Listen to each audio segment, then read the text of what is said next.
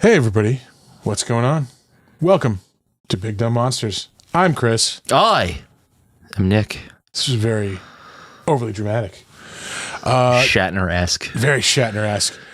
Tonight we are talking Pet Sematary. So good. Yeah, we definitely enjoyed this movie. And again, the soundtrack, you got the Ramones in there. You can't go wrong with the Ramones. That's it. That's all you need. I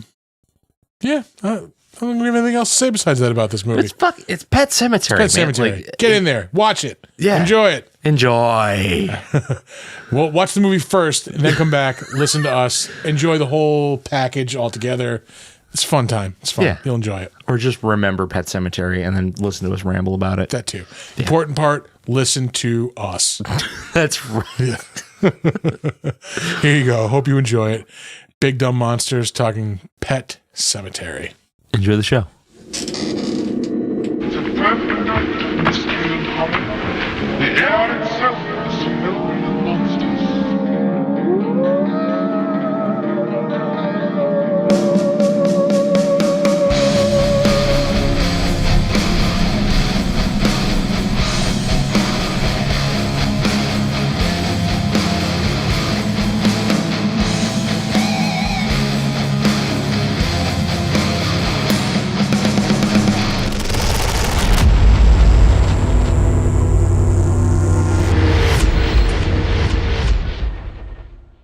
And there we are. We are here. What's going on?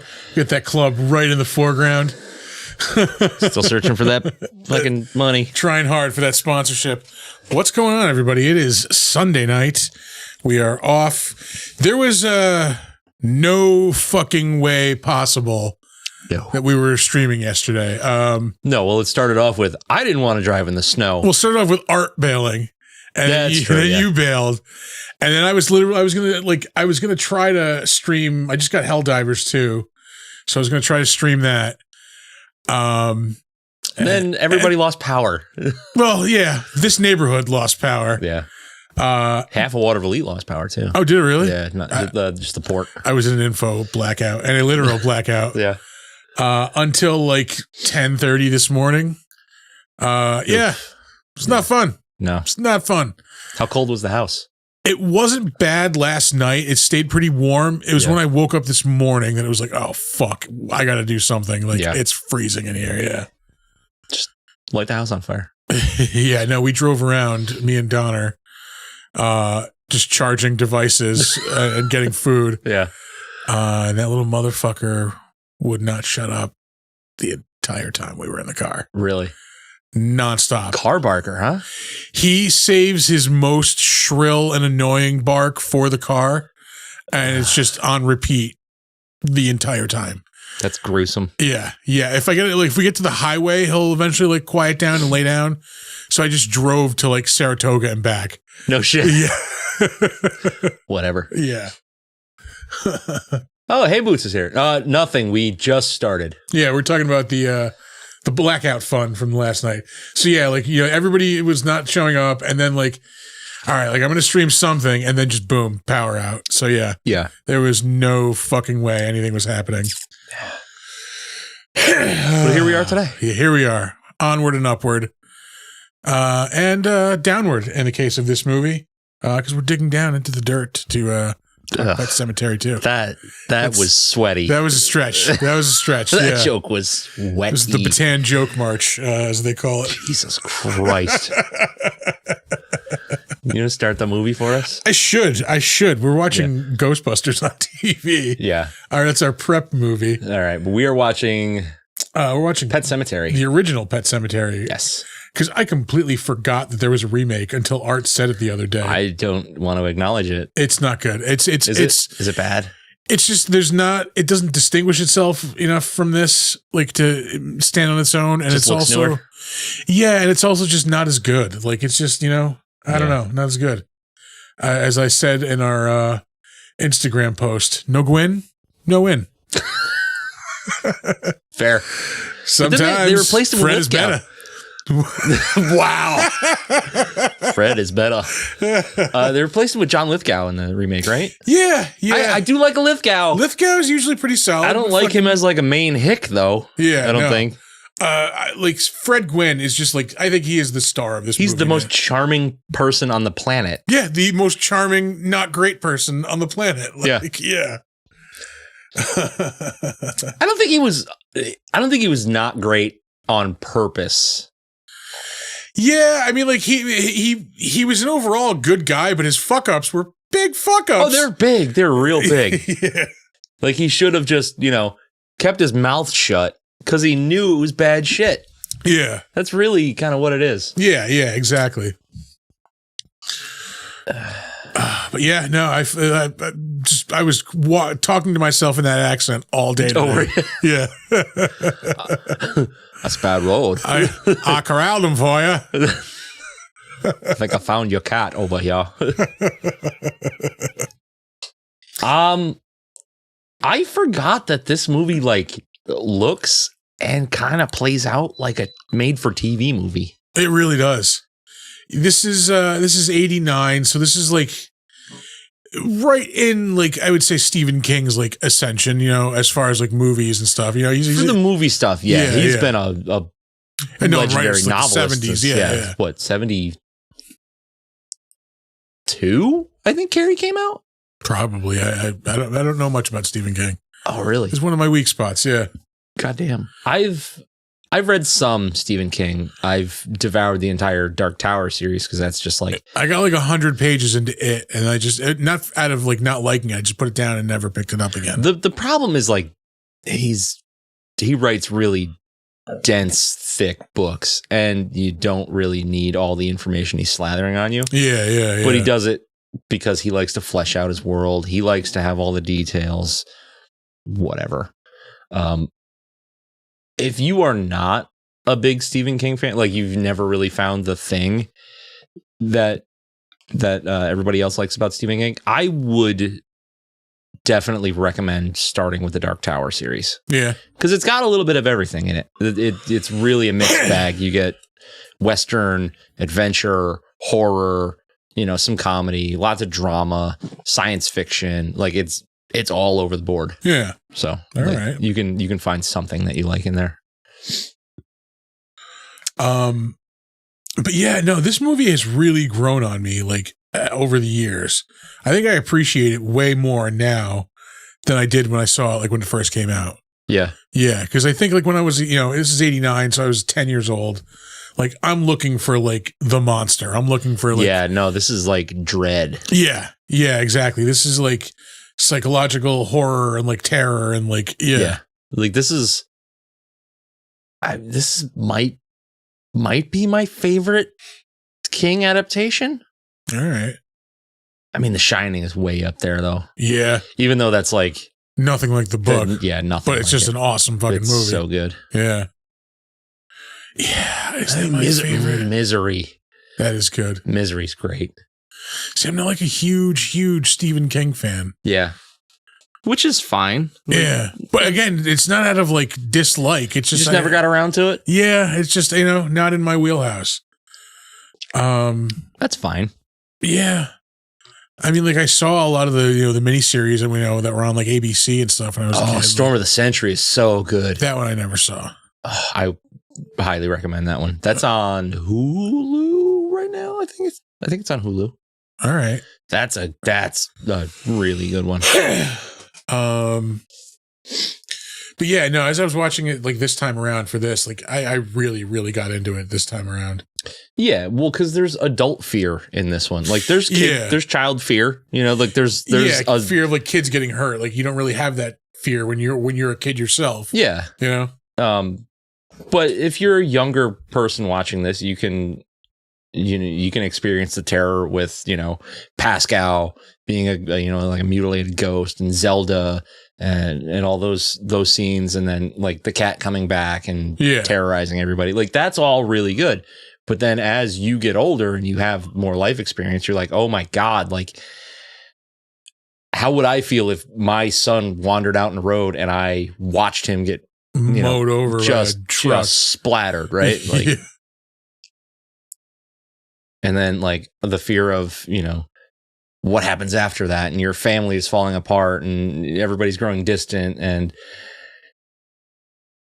you're going crazy because you're partially responsible for all this fucking gnarly shit that's happening now and all that. And that girl is annoying as fuck. That little girl is so annoying. There's something, I'm just going to say it. Jed, right? That's his name. Judd. He does the most American thing I've ever seen in my entire life in this movie. And I want to do this someday so bad. Falling asleep with a cigarette in your hand. In his hand and a Budweiser. And a half empty fucking 6-pack of Budweiser. Like on the porch. Yeah, listen to like the radio or something on the porch. Like, oh, I want that. Yeah. Oh, yeah. Yeah. Christ. That is relaxation. Yeah. Another thing that probably helped me like get to this feels like a TV movie is that there's a lot of TV actors in it. Yeah. Like, Fred Gwynn, obviously, everybody, it's fucking Herman Munster. And, what was that cop show he was on before that? Car 54. Car 54, where are you? Watched the hell out of that on Nick at Night. Nick at Night was so good. Yeah, even the scale of it is TV movie. It's a very small scale movie. Like it's a family drama basically. Oh yeah, there's minor set pieces. The world's not ending. There's not high stakes. Like it's just this family story. Mm-hmm. Oh hey, Fighting with Friends is on. Oh hey, what's up, guys? How art thou? Welcome. Yeah, I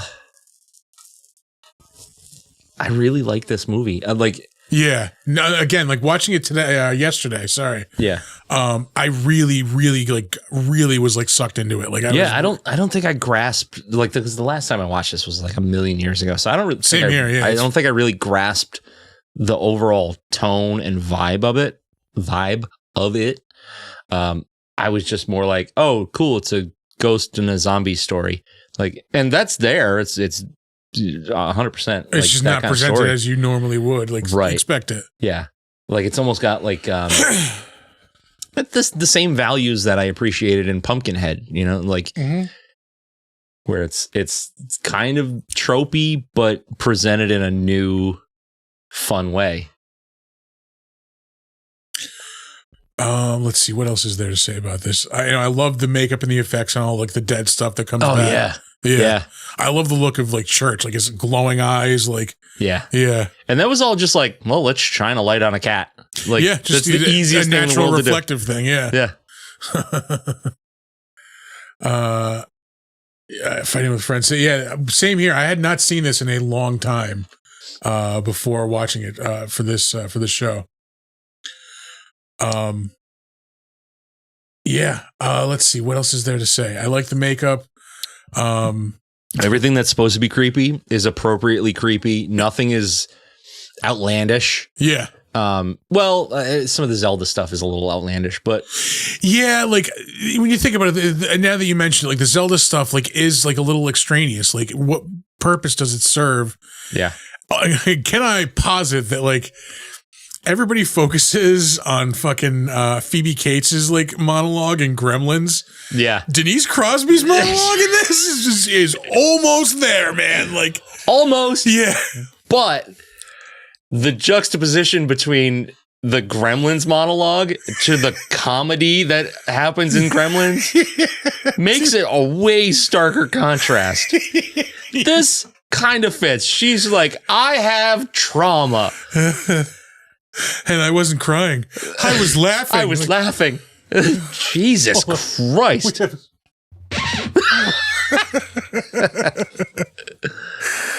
It's bad. Yeah. And the Missy character, not necessary. Yeah, that was also really just, but it also adds to the mood. She's more important in the book.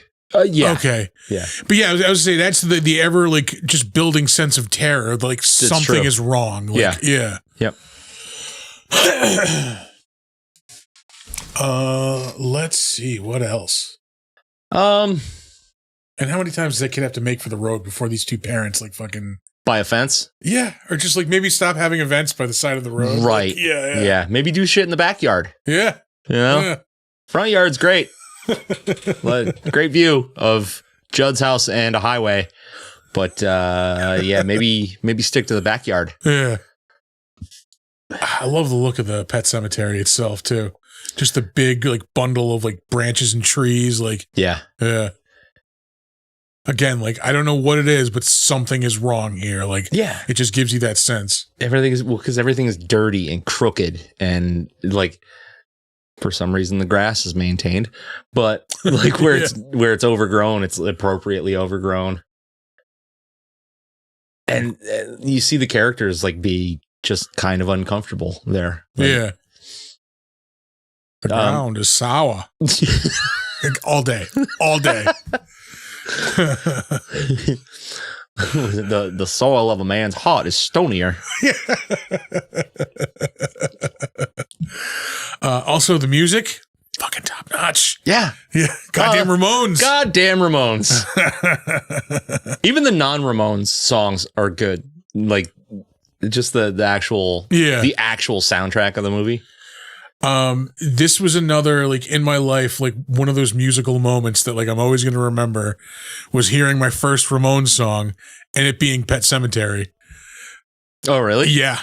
I was 4th grade and like my friend, Evil Geeks Nick, his older sister, we were going to like their family camp for the weekend. She's like, you got to hear this, like the soundtrack for Pet Sematary just came out. You got to hear this song. Like she played it like a bunch of times on the way up. Like, oh, sold. Yeah. Oh, this is new. This is interesting. I like this. Yes. Like, Yes. Yes. So you heard the soundtrack to this before you saw the movie then? Mm-hmm. God damn. Absolutely. Club me? Por favor? Uh-huh. This podcast brought to you by us wishing that Utica Club would bring you this podcast. Yeah, and low-grade alcoholism. Well, mid-grade alcoholism. Yeah. Let's not sell ourselves short here. Oh, yeah. That's a sound. That sound could be money. That's 12 cents right there is what that was. It's inside baseball, folks. Let's see. What don't you like about this movie? I don't like that there isn't the big kind of scary, but I guess that is also a strength and a weakness. Like, because it does work towards ratcheting up the mood. I don't know, maybe a little bit more of like the dead coming back, I guess. Yeah. You know what a big element? No, it's not going to go missing by the end of the stream. It's going to go missing by the middle of the stream.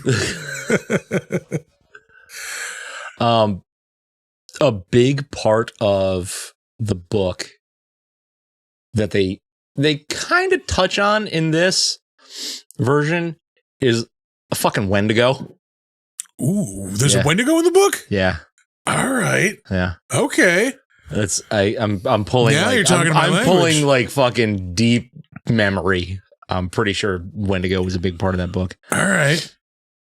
But you hear like some like when they're actually going to the Big Mac ceremonial grounds. Well, I know where I'm going. We're done recording. The Micmac. You hear off in the distance like some crashing and some like howling and shit. So that's supposed to be like representative of that element that they left out in the movie. All right. Yeah. This is more like local inside jokes. You remember like back in the day that stretch of like I don't even remember the name. It's the road between Central Avenue and like Washington Avenue extension that goes through like the fucking the woods behind the dump there. Yeah. There used to be like little abandoned houses back there and like there was like a bus like driven through one of them. Like, and like it used to be like the scariest fucking shit. It was like some Scooby-Doo fucking shit. Yep. We used to refer to it as prime werewolf and Wendigo country. It's fitting. Yeah. That's fitting. I was going to say Fighting with Friends is taking a similar approach to sponsorship with, so you guys are doing it with water though. That's not fun. Yeah. Yeah. No. You got to step your game. That's sensible and healthy. Yeah. We don't do that around here.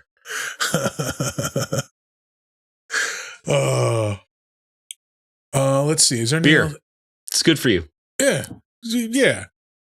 It's what they drank instead of water, like back in the, colonial time. We're on a boil water advisory at my house. What else am I going to do? Mm-hmm.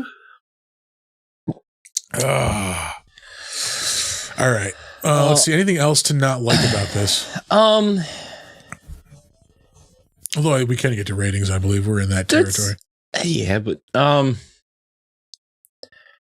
there's not really like a moment in this that I don't like, and it's just like, I don't know if it's like the pacing or something. It's just like it's just not quite there. I mean, I'm enjoying myself watching this movie, but there's never any one thing that I'm like, bang, yes, perfect. That's like what I was getting at with like it missing like the big bad, like the big monster. Like there's just something like not like the special sauce just isn't there. Yeah, because going back to the Big Macs. Yeah, it brings you up to that like I'm unsettled, and it just kind of stays there. Like even with the Gage stuff, where he comes back as a zombie, he's terrorizing Judd. The Achilles tendon slice thing. Always terrifying. It's been burned into my fucking mind for 35 years now. Like, I will never forget that image. No, I'm taking that to my grave. Yeah. That is traumatizing. But even still, like, you're like, oh man, Judd, I liked him. Oh well. Yeah. He is kind of an asshole for fucking starting this whole thing in motion. Yeah. In the first place. Ooh. But yeah, overall, I do really enjoy this, but there's just no like oomph to it. Yeah. Just that extra like thing that just brings it over the top. Right. But again, it's a really good movie. Like, don't get me wrong. It's a great ride. It's a really good movie. There's something keeping it from being a great movie. Yeah. Yeah. And it had the potential. Like it was on its way. Mm-hmm. I 100% agree. And again, the Ramones. You fucking can't go wrong with the Ramones. Yeah. Okay. You ready to rate this sumbitch? Yeah. Let's do it. On a scale of 1 to 10, I gotta set this up as a 7. I think it's a good 7. Fuck yeah, I hate when we rate the same thing. Yeah. Well, I don't. It means we're gelling. On the same page. Yeah. No, good, hard 7, because like, again, it gets that creepy mood perfect. Yeah. If it just had that extra thing, it could go from a 7 to like a 9, like easily. Yeah. I think it would. And the Ramones get you some points. It gets a solid point from having Ramones tunes in it. 2 of them. Yeah. Sheena's a punk rocker and Pet Sematary. Yep. Another side note. I remember when I saw the Ramones. This was I was in 96. Yeah, so I was in 10th grade at the time. No, it was a junior year. Whatever. I was in high school. Yeah. Fucking when they played when they did this song right in the intro. Fucking Joey Ramone's like, "Hey, I bet you didn't know this field was built on the Pet Sematary." Like points down like with the Joey Ramone. Like, oh yeah. Fuck yeah. Yeah. And then bam, Pet Sematary. Like, oh god, damn it! I miss Joey Ramone. Mm-hmm. And Johnny Ramone. And Dee Dee Ramone. We still got Marky and Tommy, I think. CJ's still kicking Marky. Or did he just die? I don't think so. He's been doing a bunch of press for shit a couple of years ago. CJ's still around. CJ was playing in Me First and the Gimme Gimmes when I saw them open for Flogging Molly, which was so good. Yeah, if I Indeed. If I invent time travel, it is going to be hard for like 1977 to not be one of my first stops. Yeah, just for musical purposes. Yeah. We've talked about this before. The first stop is 1977 CBGBs. Yeah. For like a hard week. Yeah, we're watching the Ramones every night, like fucking Blondie, the Talking Heads, like everybody. Just we're there for it all. Mm-hmm. Oh man. Yeah. I don't. This is gonna sound aggressive, but I don't want to be alive now. I want to be alive. Yeah, I get what you're saying. Yeah, and I get how it can be misinterpreted. Yeah, I mean, don't misinterpret it either. I want to be alive, just in a different era. Like, yeah, sure. Yeah. I mean, like we've got it good now. Yeah, but my we have God, electricity and heat.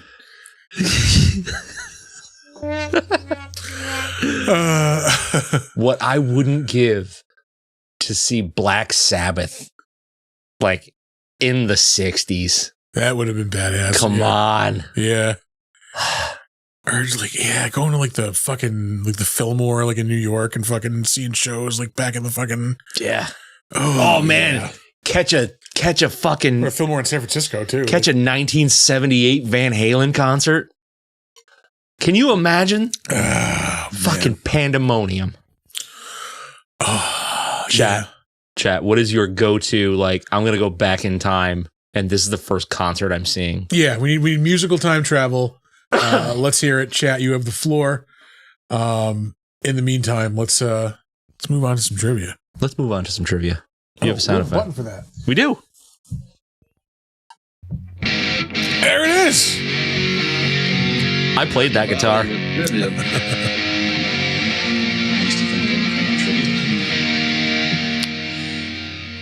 This is the first time I've ever had to use that button. It's because we've never had it on the deck before. Yep. And Art is usually the one pushing it. Yeah. Yeah, because we only had it 2 times previous. Yeah. So. All right. Anyway. All right. Let's move on to trivia. Oh, sorry. Let me get our Utica Club bottle opener presented. Because we're money grubbing dirtbags. Oh, Queen's final show? That would be pretty badass. Final show? Yeah. Was that like that big ass Live Aid show? No. They did stuff after that. Okay. Actually, that Live Aid show? Yeah. Yeah. Yeah. Yeah. Yeah. Oh, who doesn't want to see Queen? All right. Director Mary Lambert wanted Zelda and her scenes to frighten the audience, but did not believe that a 13-year-old girl was scary, so she cast Andrew Hoobastank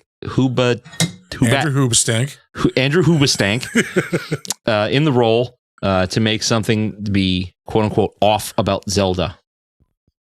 Which that works. Mission accomplished. Yeah, because it's pretty goddamn Metallica off. in Moscow. Oh, where they played to fucking 100,000 people. I saw Metallica at Bonnaroo. That was like not 100,000, but like 80,000 probably. Yeah. God damn.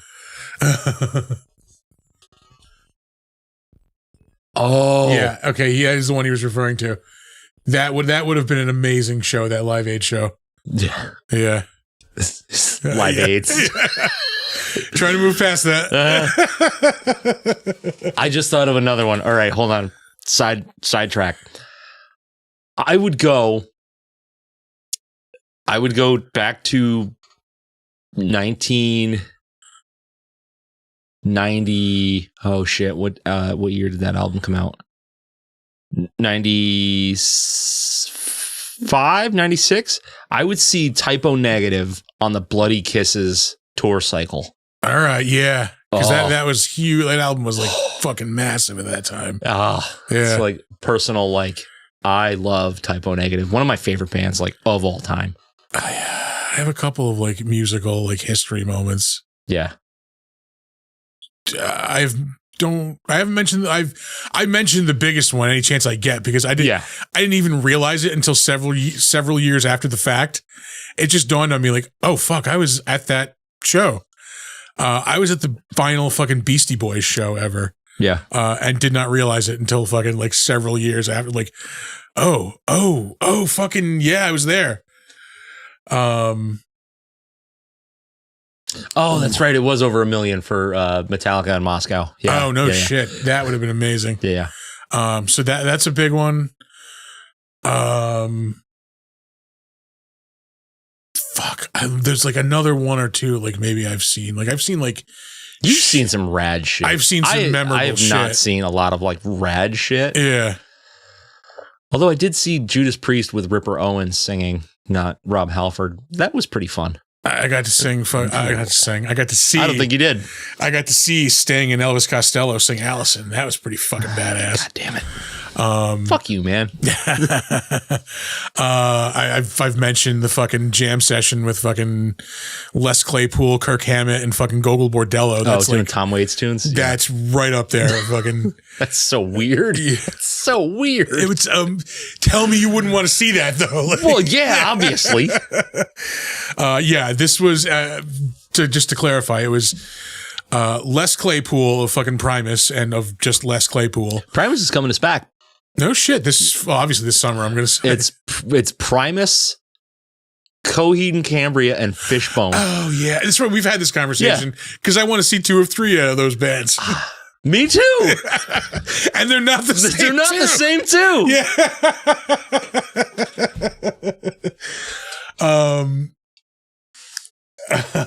Oh, we will. Yeah, I have been to a shit ton of Gogol Bordello shows. I got to see fucking Eugene Hutz and fucking Gibby Haynes from the Butthole Surfers were like singing a song together. And like by the end of the song, like the whole time, like it was fucking Eugene is literally just crawling all over him to the point where like at the end of the song, both of their heads are through the same hole in a t-shirt. And they're like singing a song together. Yeah. That was the show where that was at Webster Hall. I could feel the floor like bowing as like people were jumping up and down. Yeah. Like this is so dangerous and so awesome at the same time. I've had one what I would call religious experience at a concert, and that was seeing Bob Seger live. Really? Dude. Like, you know, like old people music or whatever, but like that's fucking insane. Like to be able to go, I saw Bob Seger and here, turn the page live. Yeah. Fuck, shivers. I still get goosebumps listening to that shit. What else? God damn it. I know I've got like I've seen some rad shit. Like I've seen MSI live. Bragging. I've seen Streetlight Manifesto a bunch of times. Oh, I never finished clarifying what I saw. Sorry. It was Les Claypool, Kirk Hammett from Metallica, and all of Gogol Bordello. It was like at 2 a.m, I think it started.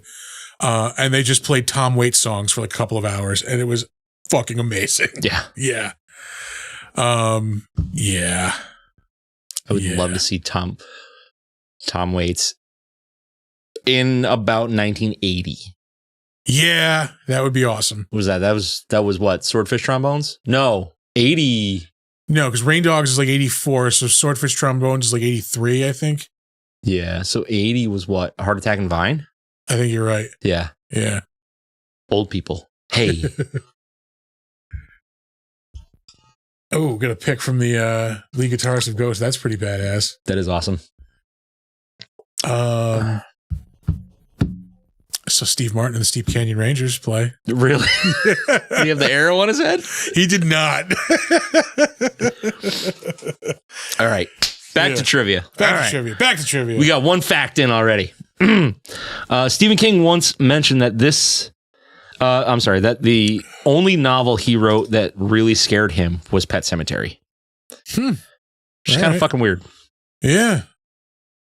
But he's a weird dude. He is a very weird dude. My AP history teacher in high school was his cousin, and he looked remarkably like him. Yeah, apparently sounded exactly like him. Apparently he's got strong genetics. Have you seen Joe Hill? Yeah. Yeah, my history teacher looked like older Joe Hill, actually, without the beard. Yeah. Yeah. Fucking Bruce Campbell was the first choice to play Louis Creed. I don't know that I would have loved that. Yeah. It depends on how he would have played it. Like, if he could have played it straight up serious, like that would have been awesome.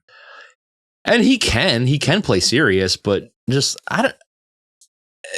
Bruce Campbell just carries a certain vibe with him. And I don't think that vibe gels with this movie. And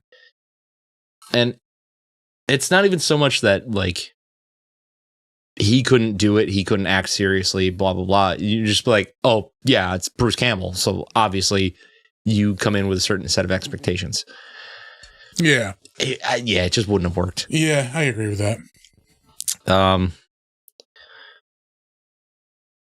Pet Sematary was director Mary Lambert's second feature film. She was better known for her work directing music videos, especially for Madonna, which included Material Girl and Like a Prayer. Yeah. Though her work in the music industry, through her work in the music industry, Lambert was friends with the Ramones, fucking jealous, who were one of Stephen King's favorite bands, obviously.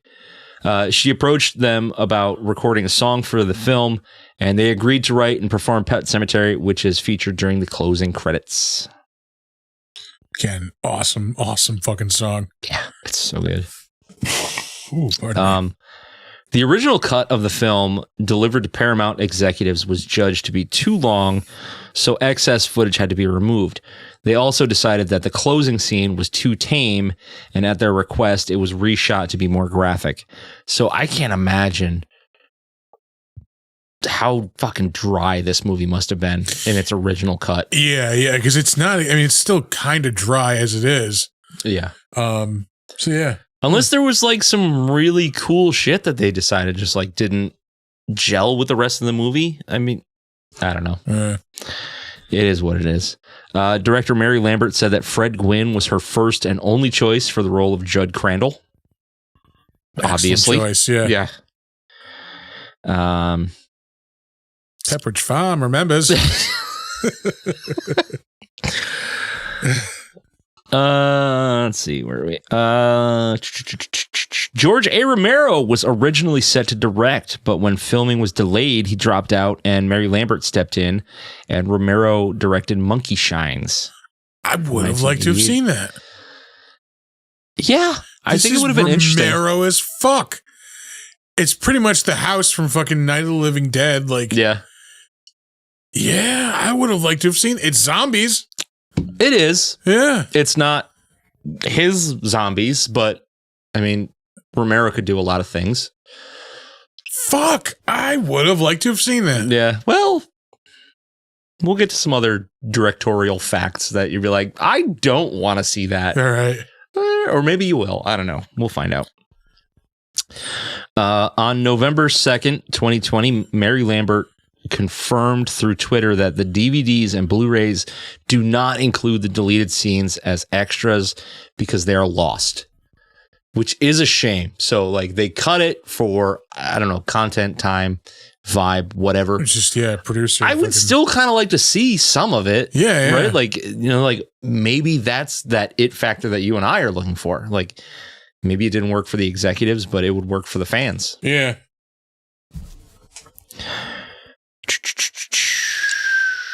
Oh, the scene where Pascal first visits Lewis in the night was originally shot with star Dale Midkiff clad in only jockey shorts, as Lewis described in the novel.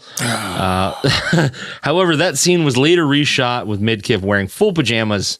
The directors were concerned that Midkiff's attractive physical appearance would diminish the eeriness of the scene. Yeah. The man is too sexy for scary. That is a problem that I would love to have. We can't go with the man panties. He's too sexy.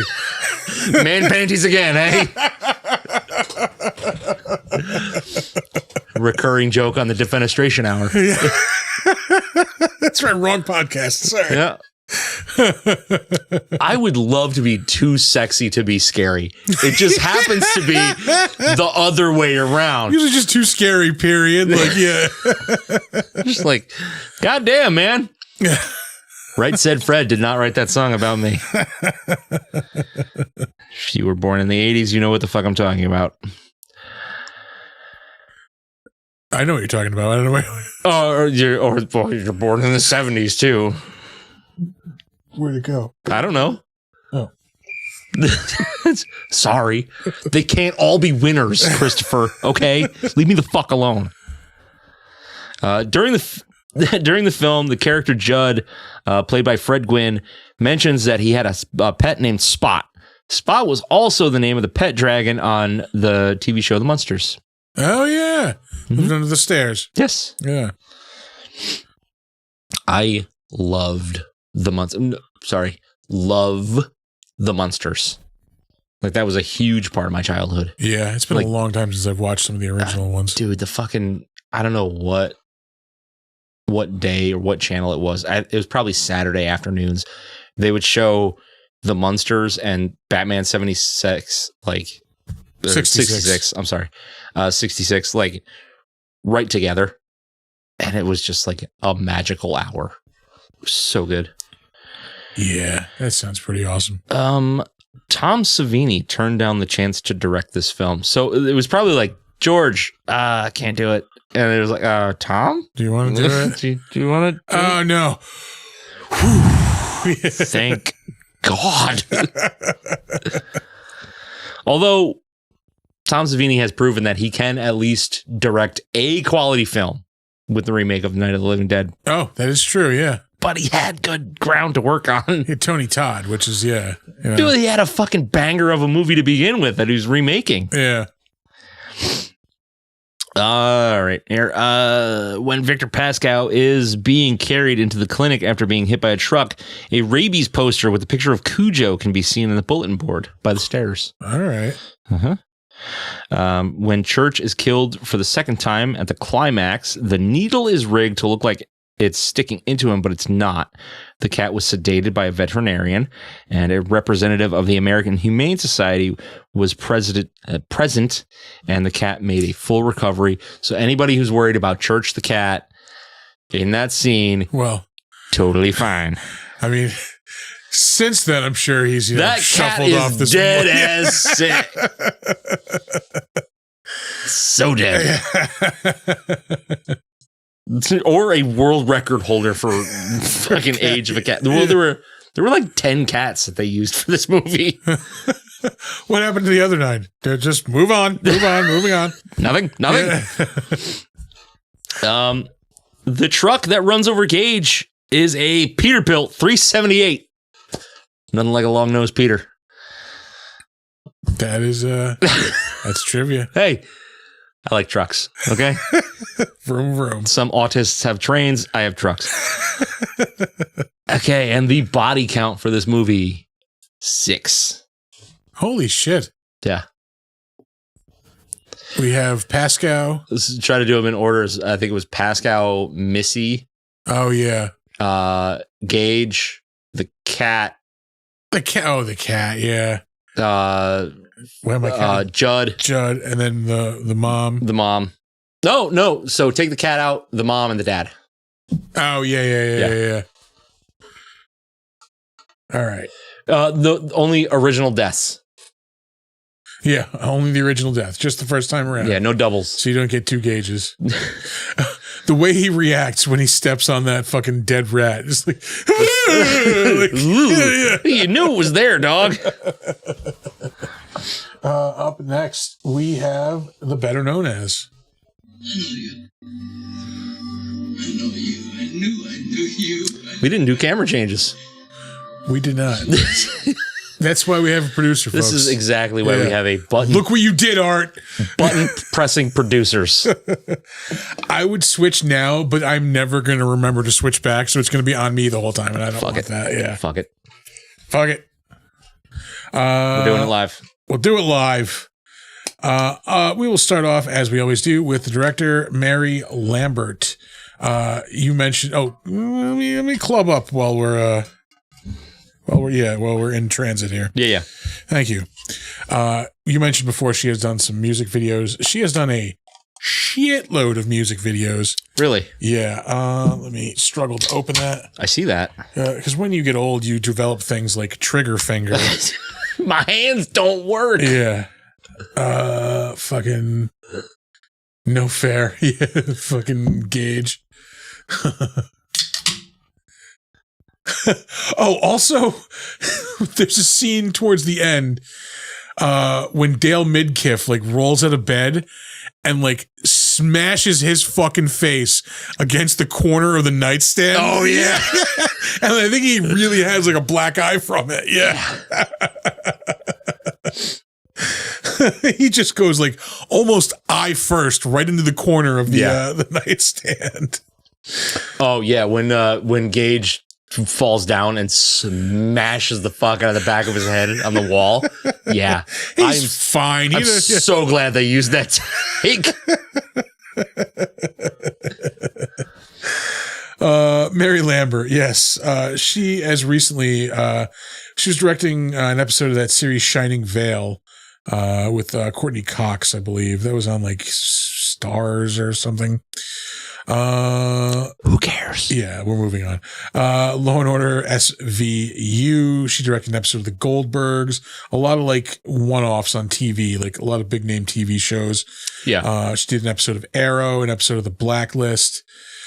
Let's see. She directed Mega Python vs. Gatoroid. I hate that. Yeah. I do not like that.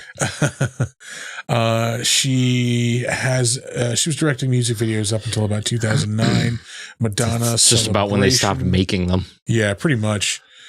Let's see. She directed videos for Chris Isaac. She directed Urban Legends Bloody Mary. That was 2005. Ew. It was like that Scream knockoff series. She directed Halloween Town 2, Calabar's Revenge, 2001. She directed a Saturday Night Live special in 2001 also. She directed a video for The Pretenders. Let's see. Whitney Houston and Mariah Carey, the B-52 she's done videos for. Live, gross. Not a fan? I fucking hate Lightning crashes. I hated them when they were popular, and I hate them to this day. It was like, I will shit on a fucking copy of Throwing Copper. Throwing shit is more like it. Let's see. At least all the injuries on the set were dumb rather than actual stunts. That is true. At least, I can deal with an injury if it's, entertaining at least. Yeah. She directed a couple of videos for Janet Jackson, it looks like. Nasty and Control. Those were fucking huge songs in like the 80s. Yes, they were. You mean 90s? That Janet Jackson album was like late 80s. I want to say 89. We'll get there. She directed an episode of Tales from the Crypt. This is like a compilation of it. We'll get to the episode in a moment. Oh, she directed an episode of the Red Shoe Diaries, which was the steamy Showtime series. She directed a video for Queensryche. I love Queensryche. Right after she directed a video for Lionel Richie. So talk about fucking genre whiplash. Hey, whatever pays the bills, babe. Not only did she direct Pet Sematary, she also directed Pet Sematary 2. Oof. She directed Dolly Parton video as well. What's with Edward Furlong and just being in sequels? Yeah. Pet Sematary 2, Terminator 2, Crow Salvation? Yeah, I believe. Let's see, Dolly Parton. She directed a video for the Eurythmics. It's the Would I Lie to You video. Motley Crue, The Pretenders, Madonna, Deborah Harry, Bobby Brown. Here's the Tales from the Crypt episode. 89. What's that, season 2? Season 1, yeah. Collection completed with Emmett Walsh, who just died this week. Oh, did he really? He just died like 2 or 3 days ago. What the fuck? Yeah, he was like 80 fucking thousand years old. He's like 100 and 200. Jones has been forced into mandatory retirement. He can't relax though because Anita's friends are driving him crazy. I don't remember that. Oh yeah. That's a good one. A. Whitney Brown used to be on the Daily Show. Yeah, it's his and Saturday Night Live. His wife kept just like driving him bonkers while he was trying to relax at home. I think I do remember this. Yeah, okay.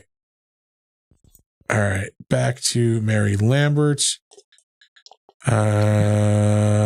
directed Pet Sematary, 89, Madonna, Sting, Jesus. Simply Red.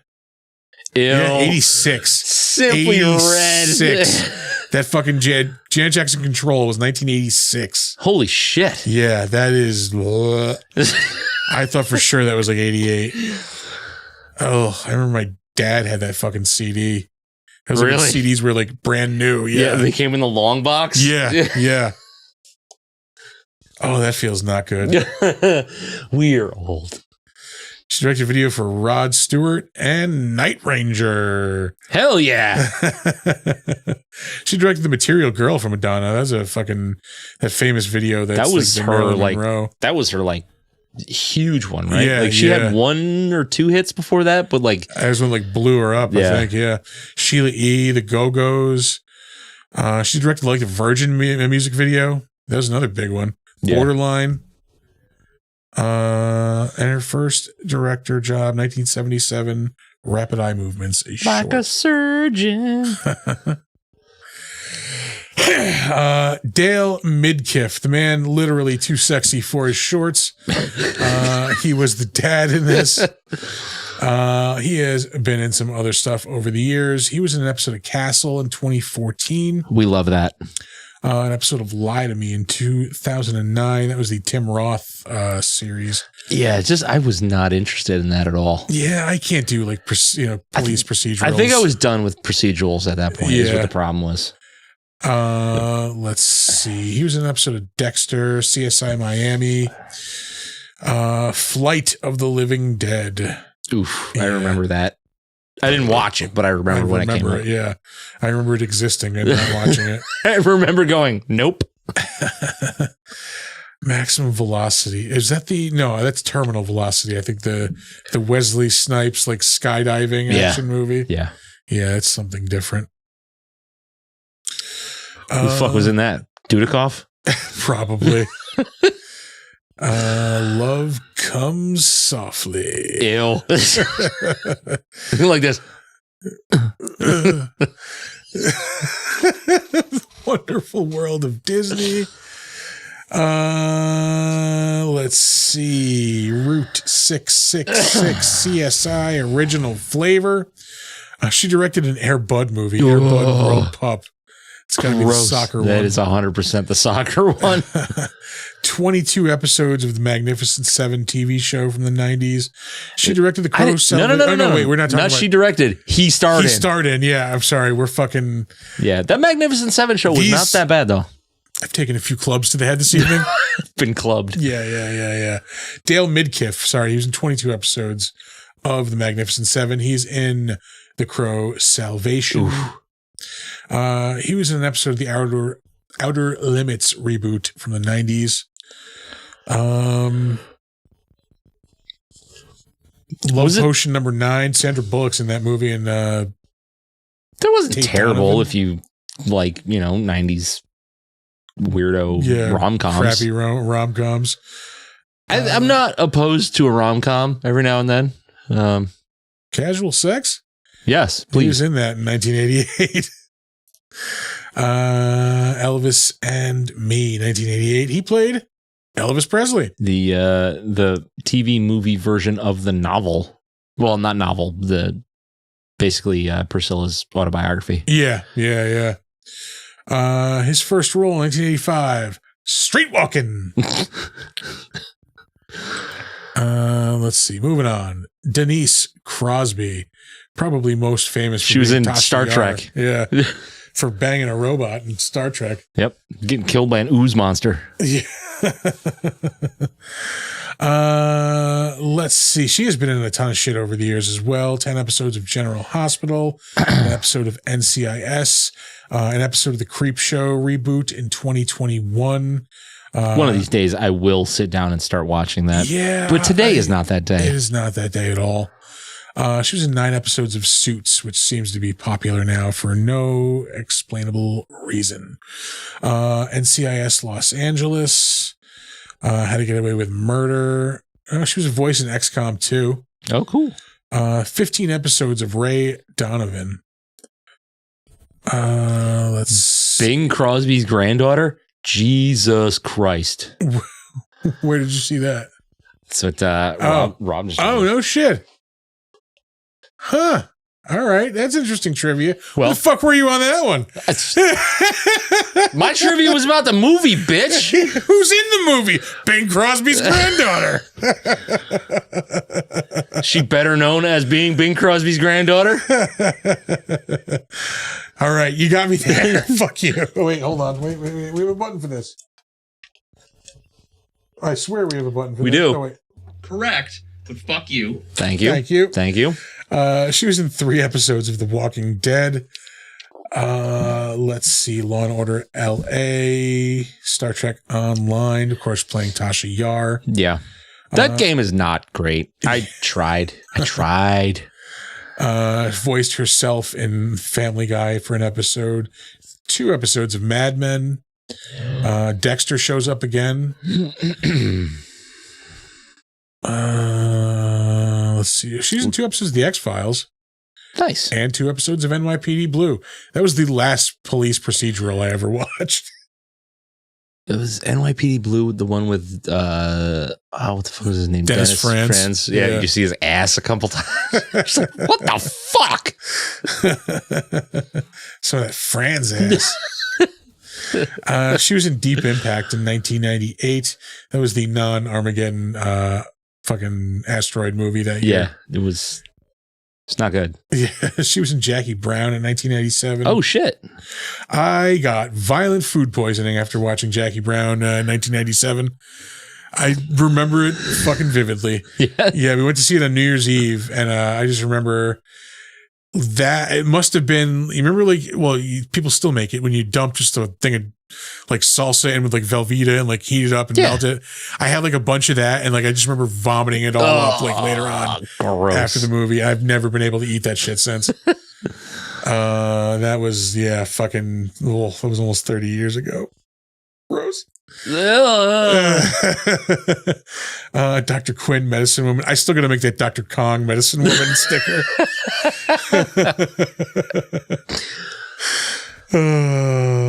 If we have any artistic friends out there, because we know I'm looking at you. We need Dr. Kong Medicine Woman stickers. If you would be so kind. She was in 3 episodes of Lois and Clark. Of course, 31 episodes of Star Trek: The Next Generation. Yeah. Do you think she was on like 3 seasons and she was like, okay, I'm done with this? And then she realized it went on for another 4, and then everybody was getting 4 seasons worth of paychecks. So I assume movies went up and up, and movies. And she went, fuck! Yeah. She was in an episode of The Adventures of Briscoe County Jr., speaking of Bruce Campbell. Great show. She's in the Dolly Parton video that Mary Lambert directed. Oh, weird. Eagle When She Flies. I wonder why. Weird cosmic coincidence. Well, let's see. She was in an episode of the 90s Flash TV series. Ew. Hunter, that 80s and 90s cop show. Anything else of note? LA Law. Hold on. Go back up. She was in a Chris Isaak video that Mary Lambert directed. Black Sabbath, No Stranger to Love. She was in a Black Sabbath video. She was, but that was like the woman in that video. That was the what the fuck was his name? Tony Iommi? No, not Tony Iommi. They had a fucking they had a singer for like 3 albums in the 80s. Oh, it was not Dio. It was after Dio. And it was after they had the guy from Deep Purple in there too. What the fuck was this? It was like when they did like the Headless Cross album. Like they're good songs and good albums, but you're just like, that's not Black Sabbath. Not Black Sabbath. Sorry, hydration break there, folks. Whew, all right. Hydration. Yeah. She was in The Curse of the Pink Panther in 1983. She was in 48 Hours in 1982. Holy shit. She was in Trail of the Pink Panther in 1982 as well. She was in 10, 1979. Isn't that the movie with Bo Derek and her husband directed it, I believe? I have no idea. Who? Joe Derek? John Derek. Close enough. Nope, it's a Blake Edwards movie. Never mind. Well, womp womp. But it is Bo Derek and Dudley Moore. Oh, Jesus. Fred Gwynn. Sometimes Fred's better. Fuck you. Just fuck you. All fucking day. Excuse me, Utes? Did you say Utes? Oh, Mr. Gambini. Holy shit. That was his second to last role. Judge Chamberlain Haller in fucking My Cousin Vinny, which is a classic. The movie is so good. Still holds up. It's still so great. good. Yeah.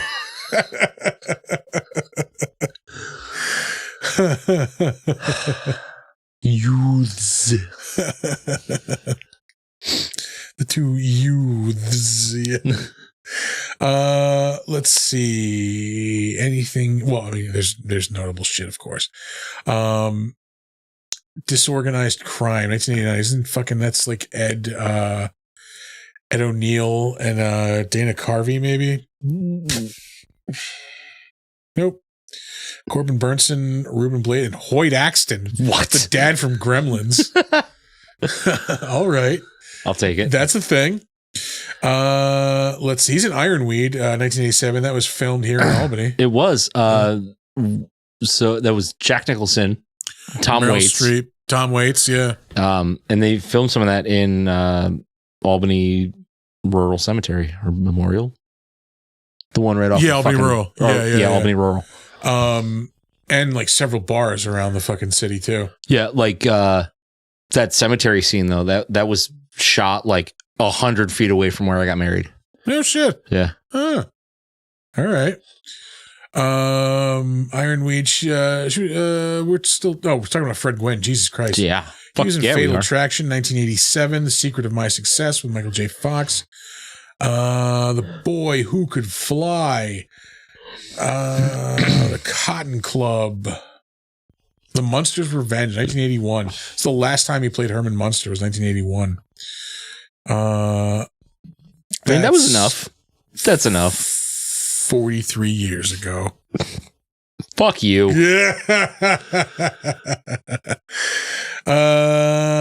Let's see. We are getting down there. Arsenic and Old Lace, 1969. Of course, his most famous role in, as Herman Munster. Munster fucking, Home, he's fucking Herman Munster. Like, yeah, The Munsters, 1964 through 66. And then the other one he's known as Car 54, Where Are You? That was 60 episodes, whereas The Munsters was 72. So it was like almost the same amount of time. Yeah. Yeah, I watched the hell out of that on Nick at Night. Did you? That was like one of the first shows on Nick at Night. Yeah, I loved that show. Well, yeah, because they had Car 54, Where Are You? They had F Troop. Yeah, it was like the Donna Reed show. Yeah. Dick Van Dyke was on there too a lot, and Mary Tyler Moore. Yeah. We're both on I think there it was a like lot. later on. Oh, those were? Yeah. Because Lassie was on there too. Yeah. A lot of Lucy too. Yeah, I think you're right about that. But yeah, it was all those like classic TV shows. Yeah. Phil Silver's show, he was on that for 2 episodes. That eventually became Sergeant Bilko. Oh, really? Yeah. That's all the notable stuff for Fred Gwynn. And again, he is just so good in this movie. Yeah. Just knocks it out of the park. That accent was just extreme, though. It's extremely perfect, is what you mean. Brad. That road takes a lot of animals. That's bad road,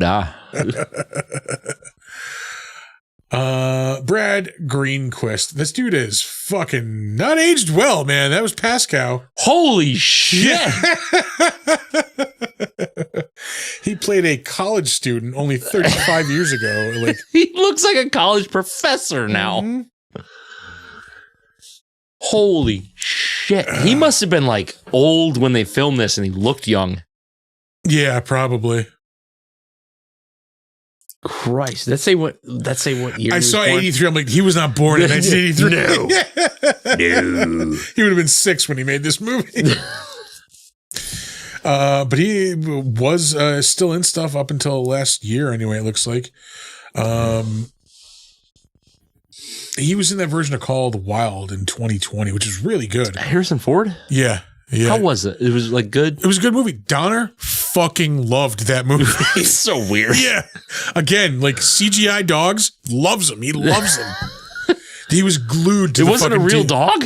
No, it's CGI. It's CGI dog. Yeah. Why?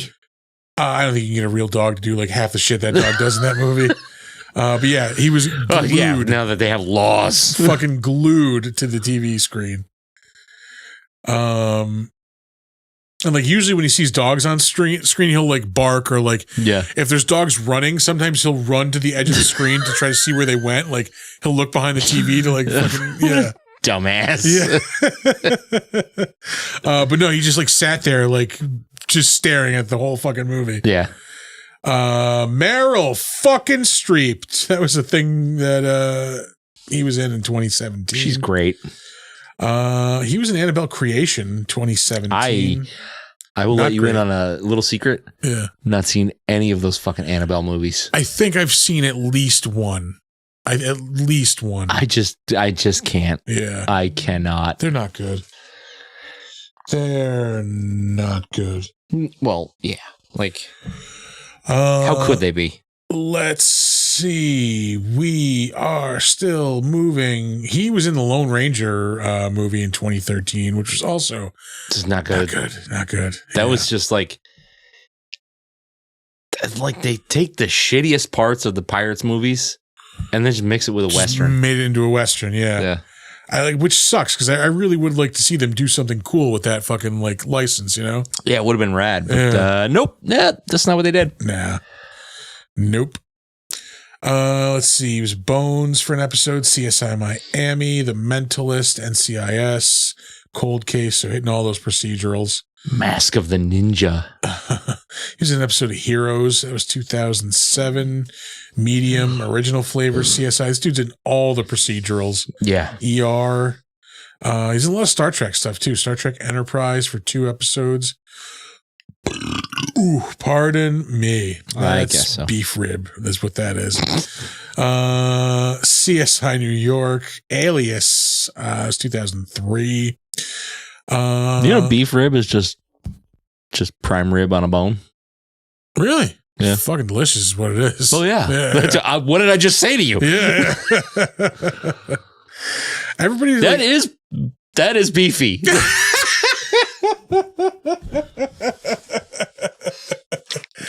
That's foul, my man. Yeah, that's foul. Yeah. People are always all about like filet mignon. Fuck that, man. Prime rib is my fucking my go-to steak cut. Yeah. He was in Ali. Martin Thomas. That was 2001. That's Marlin.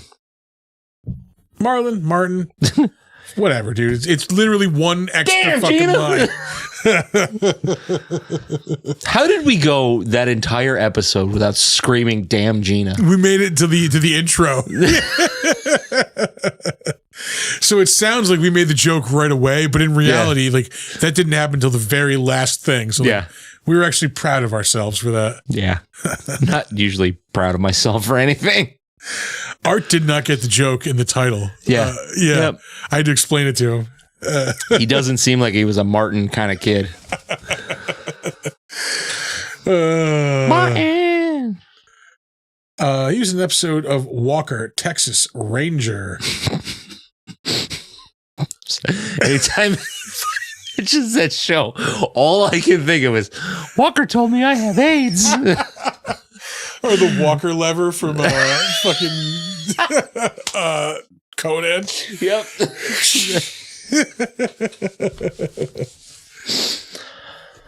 There was a CGI dog in the Pet Sematary prequel. That movie was just not good at all. That movie was terrible. I don't even care. Yeah.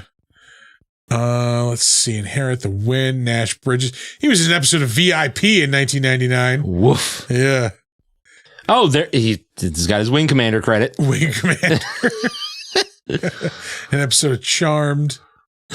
More Star Trek, Deep Space Nine. I acted in the 90s. Oh, what Wing Commander were you in? I was in Wing Commander Secret Ops and Wing Commander Prophecy, mind you. The Conan, I don't even remember this being a thing. It wasn't good. Yeah. It wasn't. I watched it, obviously, but Star Trek again, Star Trek Voyager.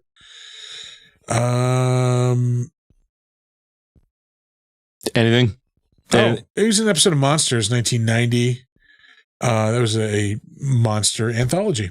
Oh, wow. It was in Loose Cannons with Gene Hackman and fucking Dan Aykroyd. It's probably Eugene Hackman. Gene Hackman, yeah. Yeah, we're going to move on from there. All right. Let's see. Up next, Michael Lombard, who is the father-in-law who starts the fight at the funeral. Irwin? Irwin. Yeah, that somehow fucking Dale Midkiff gets blamed for. It's your son's funeral. This fucking guy hit me. I literally didn't do anything. I would burn him to the ground. Yeah. Let's see. Also, you know what? Hold on. Let's actually bring it right back to the movie part. Bring it back to the movie. Bring it back to the movie. What is it that he could have done so wrong that her family hates him so much? He's a fucking doctor. Yeah. He treats her good. He loves his son. Yeah. He's a doctor. They moved to Maine? Is that the problem? You could have married a drummer. Fucking, what is the beef here? Like, Burger King style. Yeah. Where's the beef? It's Wendy's, but whatever. Are you sure? Yeah. It is Wendy's. Yeah. It is Wendy's. My bad. This dude is all over fucking like TV throughout the years. Law and Order SVU, Law and Order Criminal Intent. He was in the Thomas Crown Affair with Pierce Brosnan in 1999. He's also in Rounders in 1998. It's a great movie. Devil's Advocate, 1987. It's a great movie, but it's fucking weird. Love that movie so much. It's so weirdly sexy. Yeah. Like, it is steamy. It's fucking steamy, but like, why is it so steamy? Ugh. I'll tell you why. Because Al Pacino fucks. That's why. Dong. She's from rich people and he worked up from the middle class was the impression I got. So fuck him for being born to a not well off enough family, I guess. Yeah, fuck that. Fuck all that. Whatever. Like, he was in Cosby in 1996. Sorry. You're gonna leave that alone. Yeah. Second Sight. There was that horrible fucking psychic movie with you can do it. Bronson Pinchot. Ooh, and Perfect Strangers. Fucking. Actually, hold on. Wait. When somebody says Bronson, John Larroquette. When somebody says Bronson Pinchot, do you go Perfect Strangers? Or do you go Beverly Hills Cop? Oh, Perfect Strangers. Okay. Yeah. Same. In a throwback and also shameless plug for an upcoming guest. I want to say in the first podcast that Ken Reed and I recorded together, we fucking belted out a perfect rendition of the Perfect Strangers theme song. Holy shit. Yeah. That's got to be like 2014, 2015, maybe. Like, yeah. That's weird. Let's see. Oh yeah, this dude's all over TV. The Cosby Show, Miami Vice, Spencer for Hire, Crocodile Dundee. He was in 1986. I love that movie. Riptide, Barney Miller, Three's Company, The Rockford Files, Mary Tyler Moore Hour, Kojak. He's in the movie Network in 1976. This dude's in a lot of shit, just not very memorable in Yeah. I know I have seen him in shit. It just bringing up that memory is like what the fuck were you in? Moving right along. Up next, Miko Hughes, who played Gage Creed. If you saw movies with children in the 90s, you saw Miko Hughes. Yeah, he was in some huge movies. He's still in a bunch of stuff, of course, not quite as notable. Things like Dylan's New Nightmare and Elm Street fan film. Ooh. It was last year. Sorry, Miko. Tell me you need a paycheck without telling me you need a paycheck. We should shit on him because I know he's doing a lot of con appearances. Where's your fucking integrity? Where's your fucking integrity? We make fun of those who need making fun of. Fine. Let's see. Also giving the Zelda. Yeah, really. They fucking, these people like almost like they abandoned their daughter to die. Yeah. And they're giving her shit for marrying a guy who became a doctor. A fucking doctor. Eat a dick, Erwin. He's in Tropic Thunder in 2008. Holy shit. Yeah. Shows up in an episode of Veronica Mars. Clock Stoppers 2002. Shows up in the show Roswell for 3 episodes. Yeah, it's like I don't think anybody really gave a shit about this kid after he hit puberty. Oh yeah, no. Once he stopped being cute, nobody gave a fuck. Yeah, like Mercury Rising was the last big one. Yeah, it's the one where he's teamed up with Bruce Willis. Yeah, he was the autist. Yeah, a math wielding autist in that one. That was his superpower. Yeah, 1998. He was in an episode of Baywatch. He's in Spawn. I knew we talked about him before. He's the homeless kid in Spawn. Yeah. Holy shit, he was on 35 episodes of Life with Louie. Oh, yeah. Yeah, he was. 5 episodes of The Parenthood, too. We have talked about he was apparently touched by an angel. Probably among others growing up in Hollywood.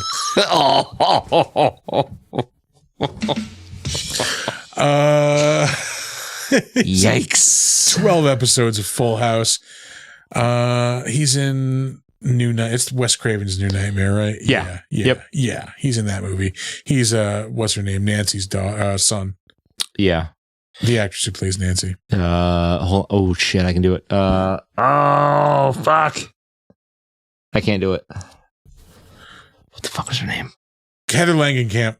There it is. Heather Langenkamp. There it is. He was in Cops and Robertsons with Chevy Chase. That's it. An episode of The Nanny, Picket Fences, Jack the Bear with Danny DeVito. An episode of Melrose Place, Hanging with Mr. Cooper, Doogie Howser. So he's also all over 90s TV. Beverly Hills 90210. He was in Kindergarten Cop. That was another big one. Yeah, for him. probably one where everybody like, oh yeah, that kid. This was his first role. That was the one. He was the kid that said, "Boys have a penis, girls have a vagina." Yeah. 1989. He was like 2 years old, probably. That's how you know this movie was from the 90s. Up next, Susan Blomert. What the fuck? Yeah, Blomert. She is also in a ton of shit over the years.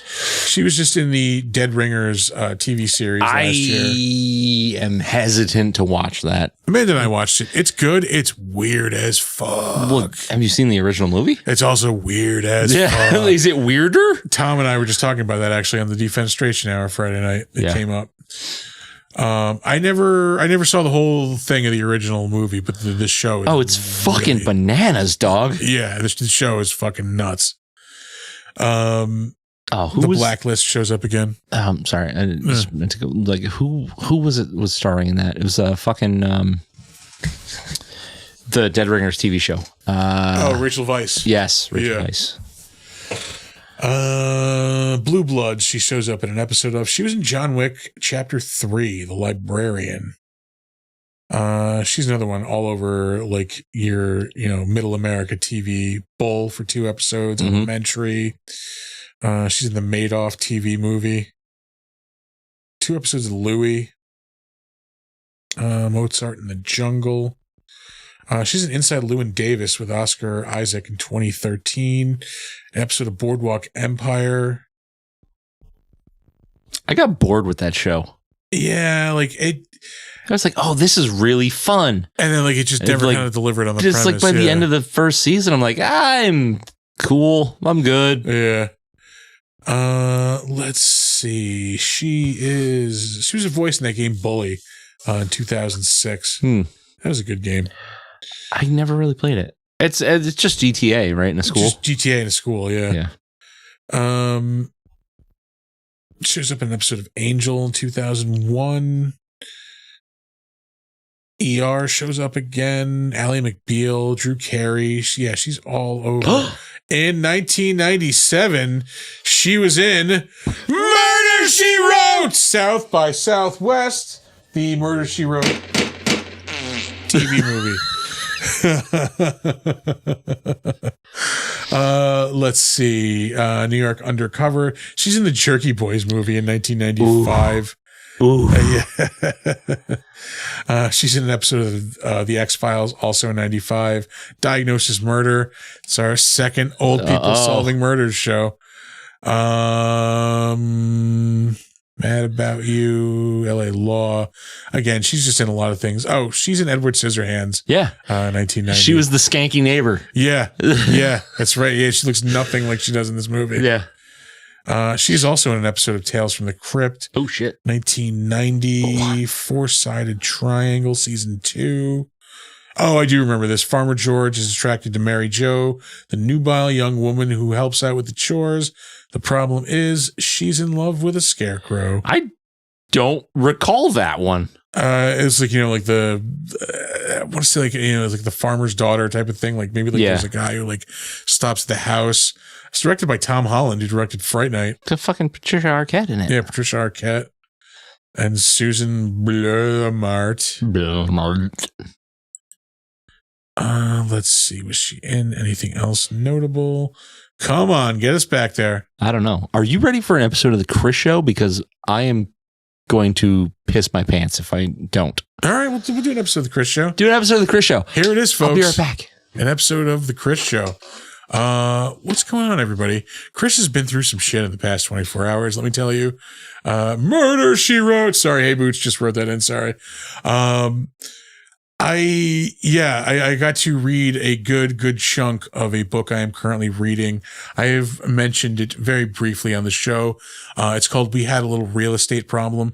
It's all about the relationship between Native American culture and comedy. Really, really, really amazing book. I know it sounds like a dry ass, like educational book, but no, it's really, really good, really enjoyable book. I am loving that book so much. Let's see. What else has Chris been up to? I bought Helldivers 2 this week. I have yet to be able to play it. I got through the tutorial on Friday night. I fell asleep immediately after I finished it. So I was like, let me just turn it off. I'll play it tomorrow. Not thinking, the power would go off for like almost 24 hours. So that was not fun. The Chris Show. The Chris Show is like lacking in content this week because Chris is never prepared for the Chris Show. Let's see what else. It's also not as fun when Nick, sanctions the Chris Show. It's way more fun when he leaves and doesn't know I'm about to do this. I hear him walking back. So we're going to wrap up this episode of the Chris Show. Welcome back to Big Dumb Monsters. Oh, hi. I'm go? here. How'd it go? Everything went great. Excellent. We have a 404 error page here. Oh, sweet. That's cool. Do any of these people matter anymore? Oh, it's Susan Blumart. You know what? We're going to move right the fuck on. This has been going on for a long time. Oop, that was the wrong one. Who cares? We're going to move on. Whatever. Mara Clarke was in this movie. She was Marcy Charlton. Marcy Charlton. Don't know. Oh, I know why I saved this. She was in Clue 2, which is a thing I didn't know existed. I don't know if it's it's a sequel to the movie or a sequel to the fucking VCR game. Oh, it's got to be. Yeah, it's got to be the game. Yeah, it's got to be the game. Let's hope it's the game. What year did the movie come out? That was closer to 90. No, that's like 85, maybe. No, it is almost as if. Was it? We have. I'm not doubting you, but I just don't. I don't feel like it was that old. Because I'm too lazy to. What the fuck are you doing? What? No, we're just gonna reach for it. Just do. I was gonna copy do the thing.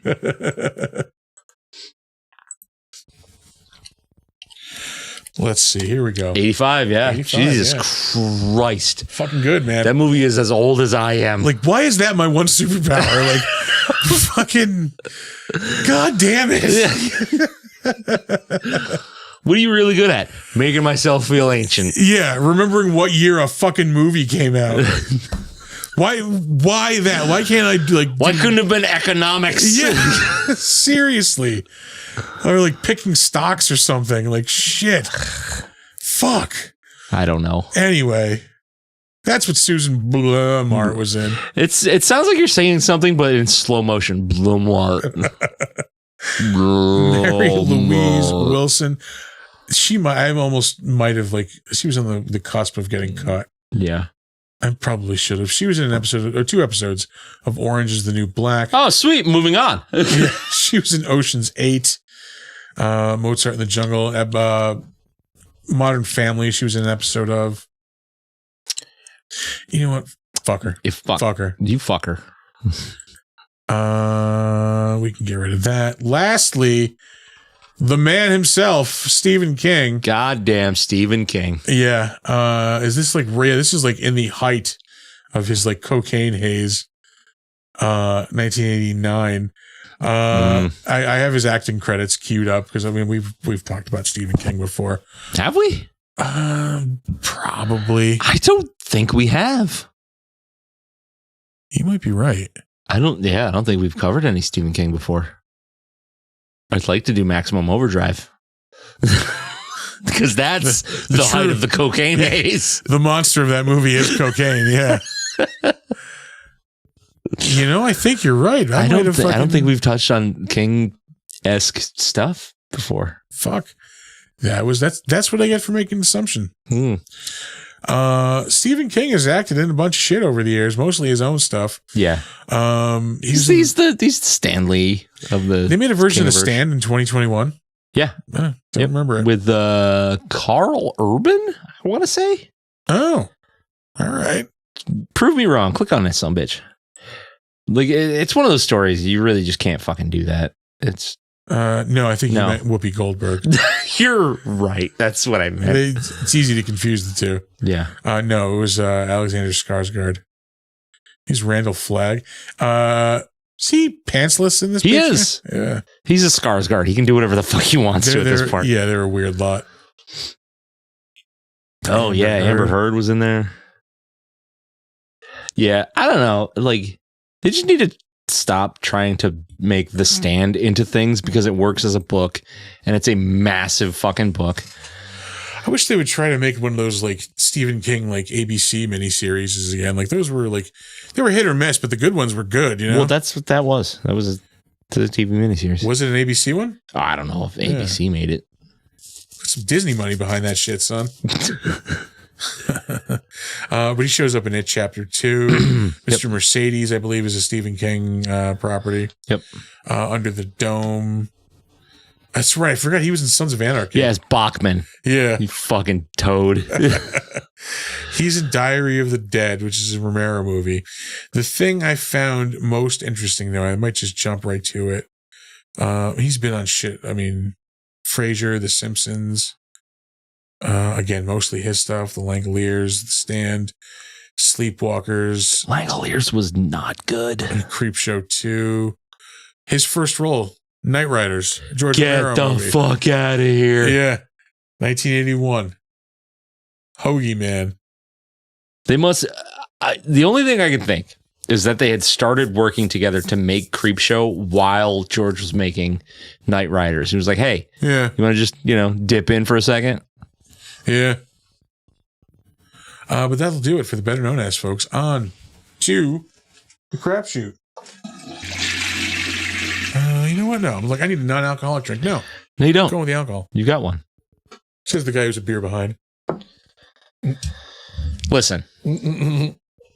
One of us has some sort of inhuman, mutant ability to just, consume beer. One of us also is, on, 2 hours of sleep. Yeah. Saw Late Night with the Devil again yesterday. Did you? Dude, it's just as good the second time. Did you go to the movies to see it? Yeah, I did. How is it on the big screen? Awesome. Is it did you feel better about watching it there? Yes. Yeah. Okay. Yeah.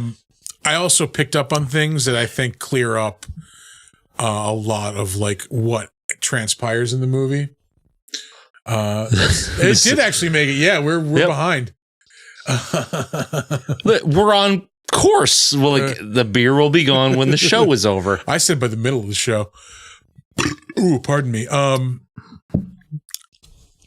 Like, it's still a little nebulous on whether or not Jack is part of what's going on, is intentionally part of it. Yeah. I think that's on purpose. Yeah, I think I have a clearer picture, though, in that he is kind of a tool of what is going on. Yeah, I never really got the feeling that he was ever really like intentionally doing shit to make any of that happen. Yeah. I think he just got stuck in the middle. He was used by that group. That's the Grove. The Grove, that Grove group. Yeah, that's still beefy, by the way. Sorry. Because they were in cahoots with that the satanic cult leader. Yeah. And there was a line that I picked up on that I didn't the first time when they're doing a little documentary in the beginning. Mm-hmm. One of the things the narrator is saying is that I forget the guy's name, the guy who's the cult leader. Are you trying not to breathe in that beefiness? Is that what you're going to say? No, I was burping over there like a polite person. They want to carry out this ritual. Yeah. And then if you witness the ritual, you are like, you'll be indoctrinated into the, the cult of Abraxas, and like you'll be able to, right. Abraxas will have influence over you. Yeah. That guy's name was Xander or something. Yeah. Which was a direct shot at Anton LaVey because his chosen middle name was Sandar. So I think like what really is going on is that group is aware of like this, they want to get this ritual out there. They know they have Jack in their pocket and he's going to do anything anything he can to get famous. Yeah. So they put like, they're the ones putting all this shit in front of him.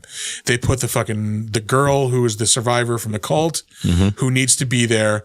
They put the fucking skeptic who I also didn't notice at the end, right before she kills him, he also starts saying like, something Abraxas. I'm here to do your bidding. Yeah. Cause he was trying to turn it around and save himself. Yeah.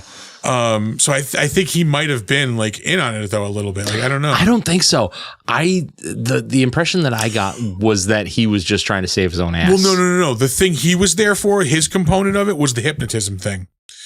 Because they have Jack under hypnosis, basically. Yeah. So what we're seeing at the end of the movie is what Jack is seeing under hypnosis when he's seeing like his wife and all that. Yeah.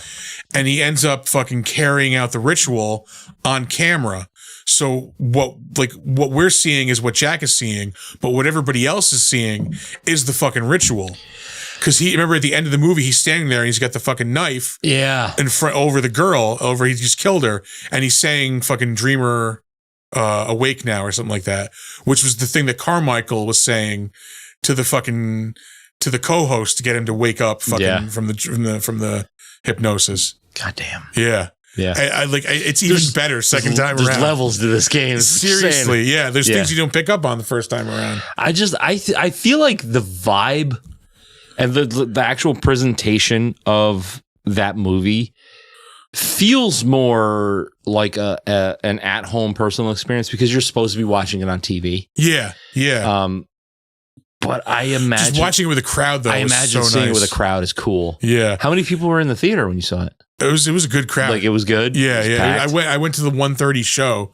So it was like there was a decent sized crowd, and like no shit, people gasping at like the crazy shit. Like yeah, it was awesome. I'm glad it's like getting a good review. Yeah, AV Club gave it an A in their review. Although people tried to start fucking like controversy this week with it. Why?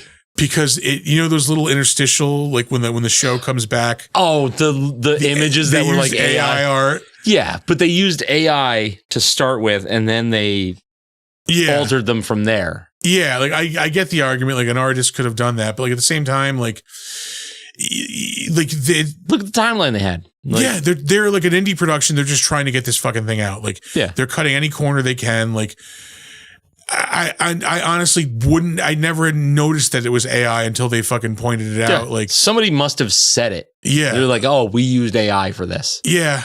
Like, otherwise, you're not gonna know. I think that is just the smallest thing to fucking try to like. Yeah, there's just people just butt hurt. Like, but that's the thing is, it's not like they used AI to render the special effects. They didn't use AI to write the script. It was literally like 3 cards that were on screen for less than a second, probably. Yeah, which were further edited by people. That's how we make our stickers, guys. Yeah. It's just, sorry. It's the nature of the fucking beast at this point. Yeah. So yeah, like I saw that, like I was just like, whatever. But like, people were like fucking pitching, I don't want to see this anymore. Like, really? You're gonna throw away 99.5% of an amazing movie. Yeah. Because they used 3 pictures that were generated in AI and then further edited by their creatives. Yeah.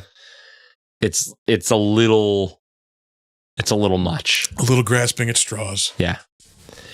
It's just, we live in an outrage culture. Yeah. Like, yeah.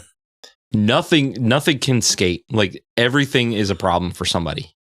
And I just don't care anymore. Yeah, like, exactly. I really don't fucking care. Give a fuck. I just know I like this movie. It's a fucking really good movie. It's so good. And like, again, I know we always go back to fucking David Desmalchian, but man, he fucking nailed it. Fucking so good. He's so good in that movie. He just nails that talk show like host, like.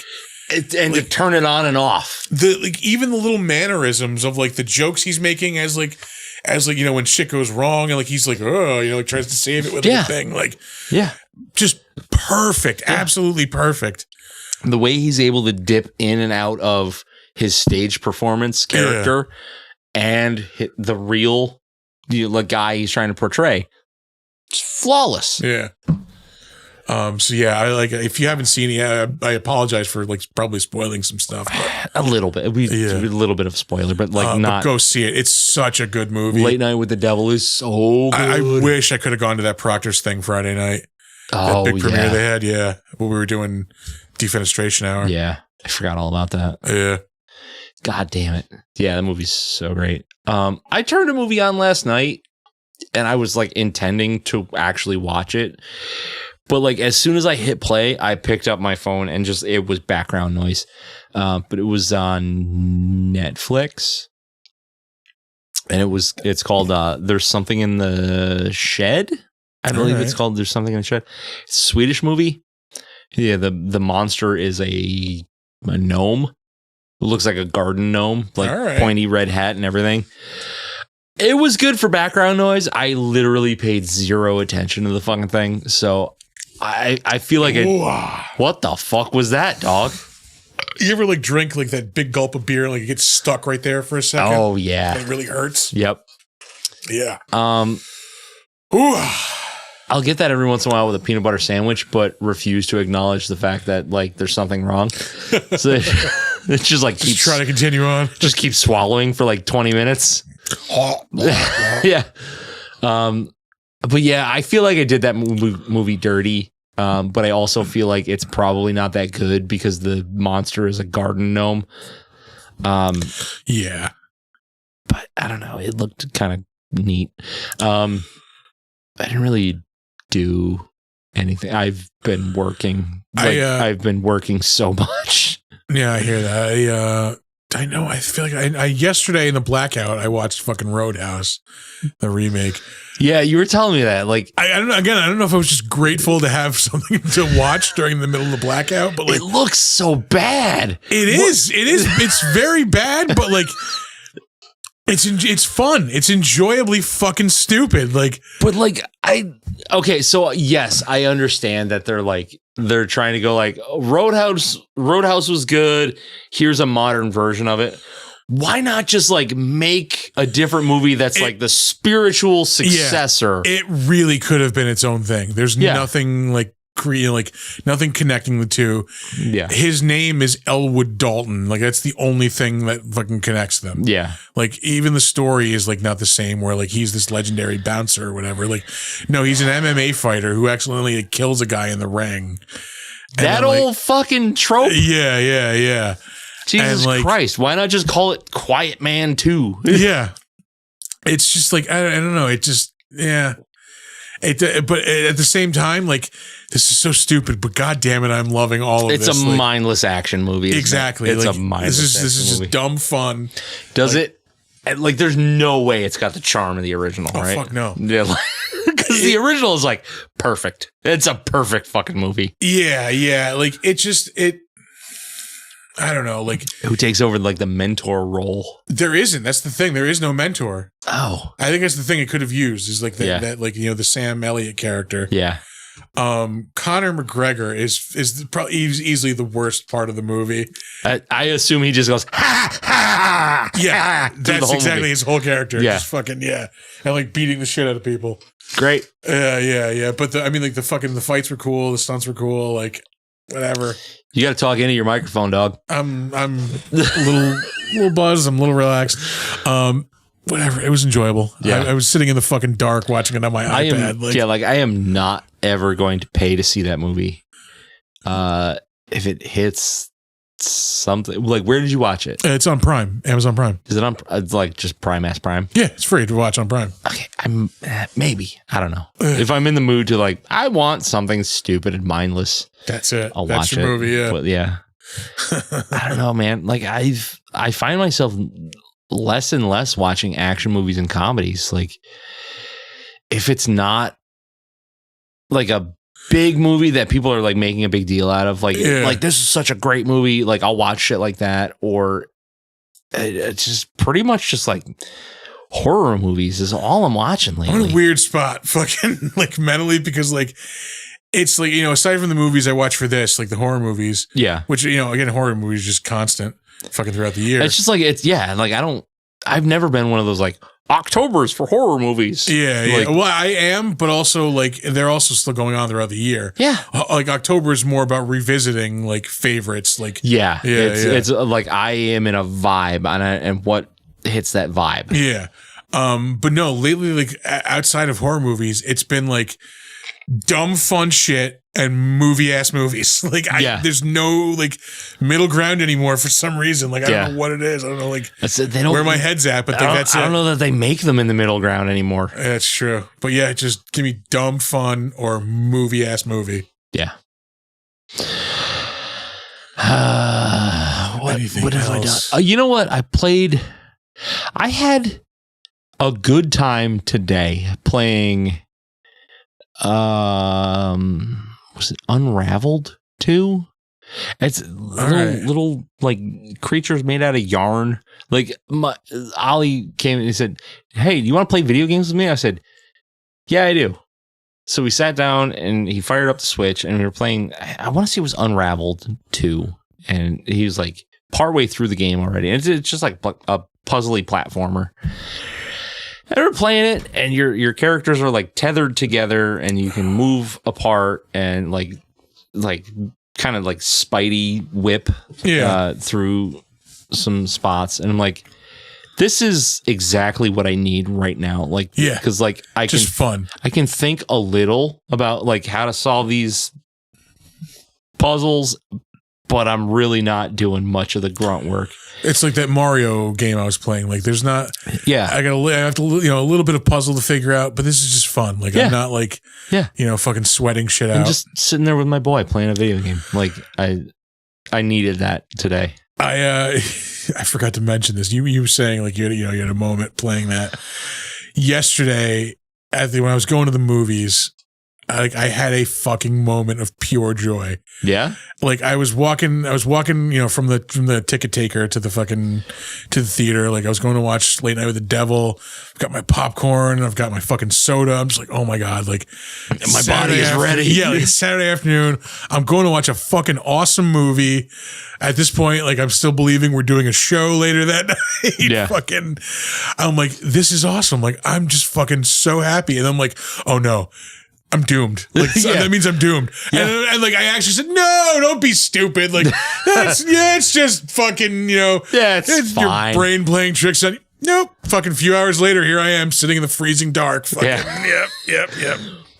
Yeah. That's what happens when you spend a late night with the devil, buddy. Yeah. But yeah, I just had that moment of like, this is it. Yeah. Like this is awesome. This is like fucking a moment of like pure fucking zen.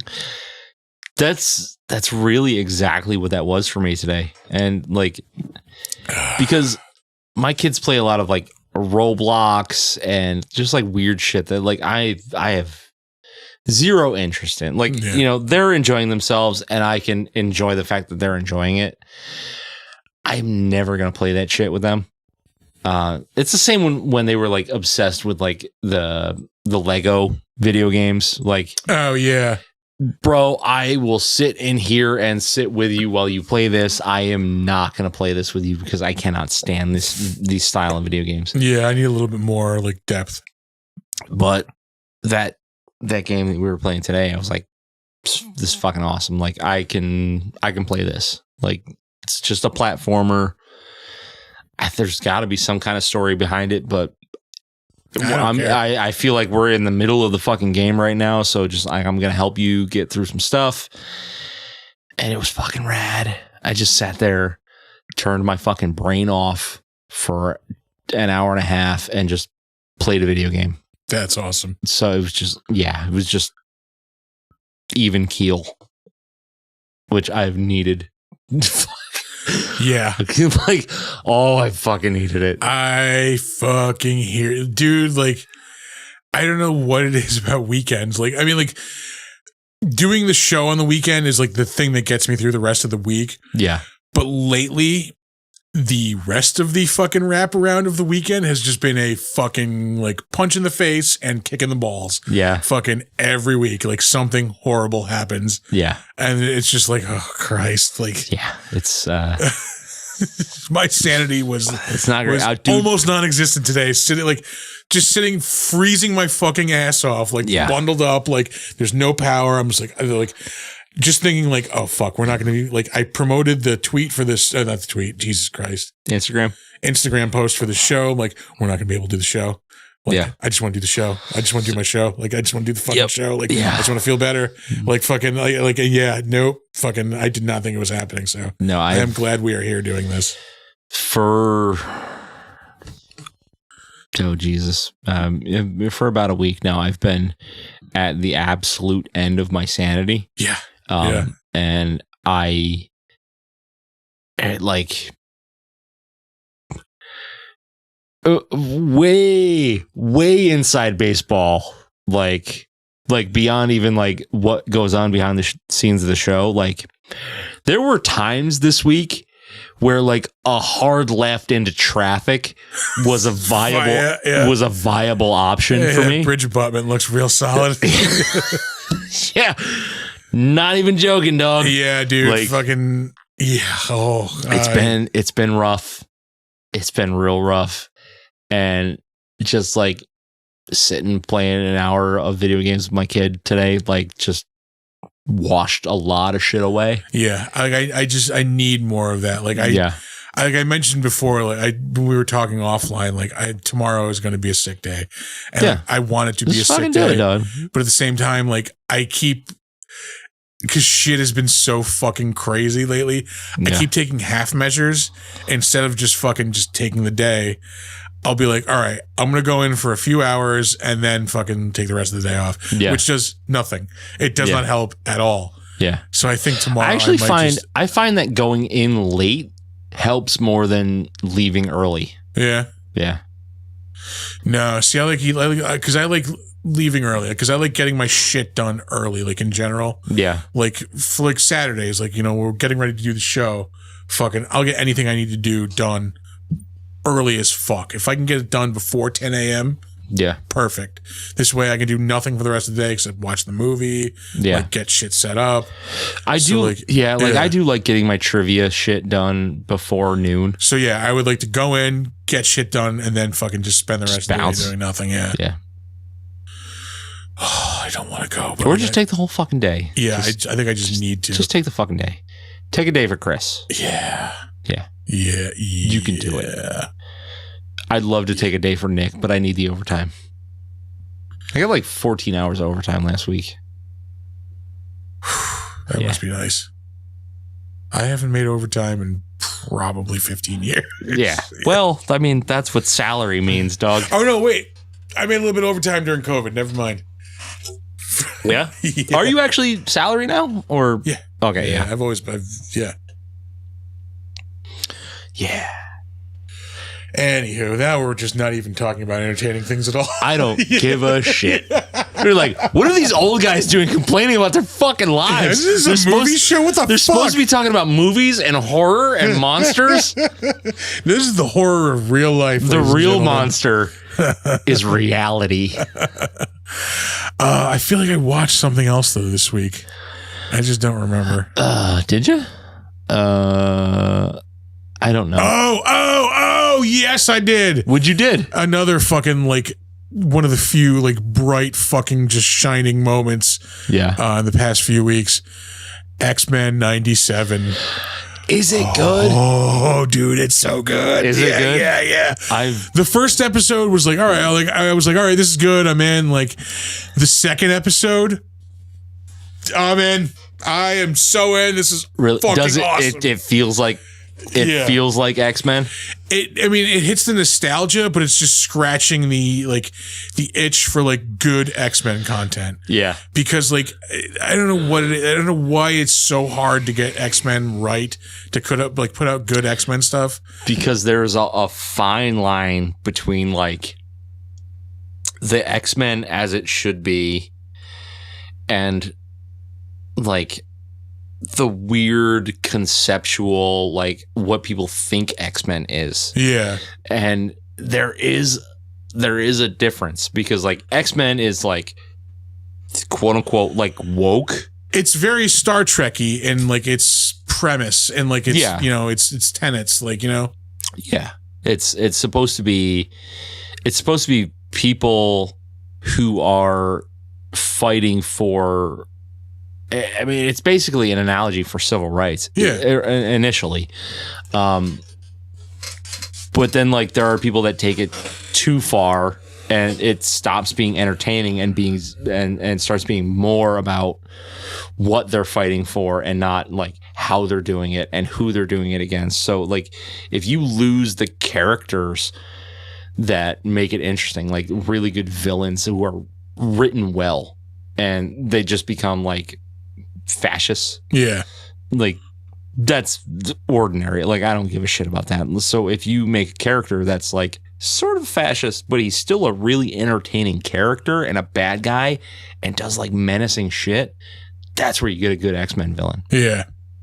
Yeah. No, episode 2 was just like, oh yeah, no, this is what I need. This is like scratching the itch. Yeah, this is exactly what I want out of an X-Men story. No shit. Like, yeah. Because it was like the perfect mix of like old storylines, with like, hold on, we have ads for your stream. Oh, it showed the movie for the I do want to see Abigail. That does look really, really good. Entertaining anyway. I do want to see that. Oh, which one is that? The one where like they're like robbing this house and then like it's supposed to be like a little girl living there, but they find out she's a vampire. She's like a ballerina. Oh, weird. Yeah, it looks pretty good. I must have missed that one. What was I saying about X-Men? Oh, they mixed the perfect mix of like classic storylines because it's got like the trial of Magneto. It introduces like the Inferno storyline. Oh, really? And it throws in the Executioner, like a classic 90s X-Men villain. Yeah.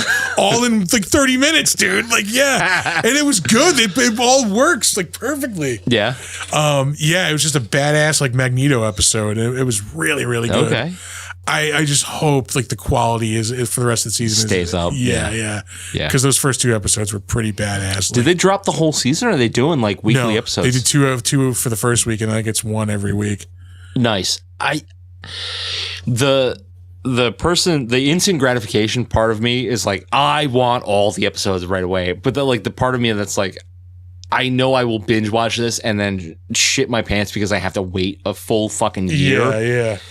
Part of me will appreciate watching one a week.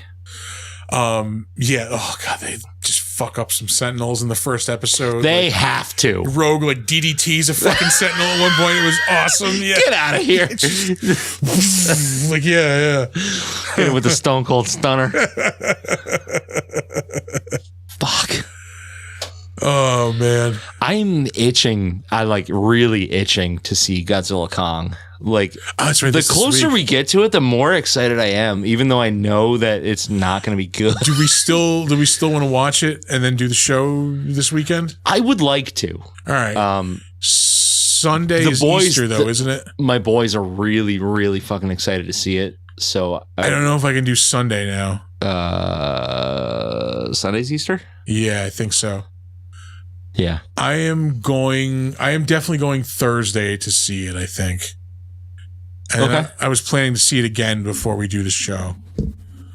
So either I could do Sunday night if we want to see it. Like, I got to see. I don't know if Michelle's watching. Michelle, what time are we eating on Sunday? I don't know. Like, we'll look and see what happens this week. Yeah. But I got to take the boys to see it because they're like they're dying to see that shit. Yeah, so. I figured they'd want to go. Yeah, we'll figure it out. Because I do want to do the episode on it next week. Yeah. Well, I mean, we'll shoot for like fucking. We'll do Friday. All right. Friday's fine. We can do Friday.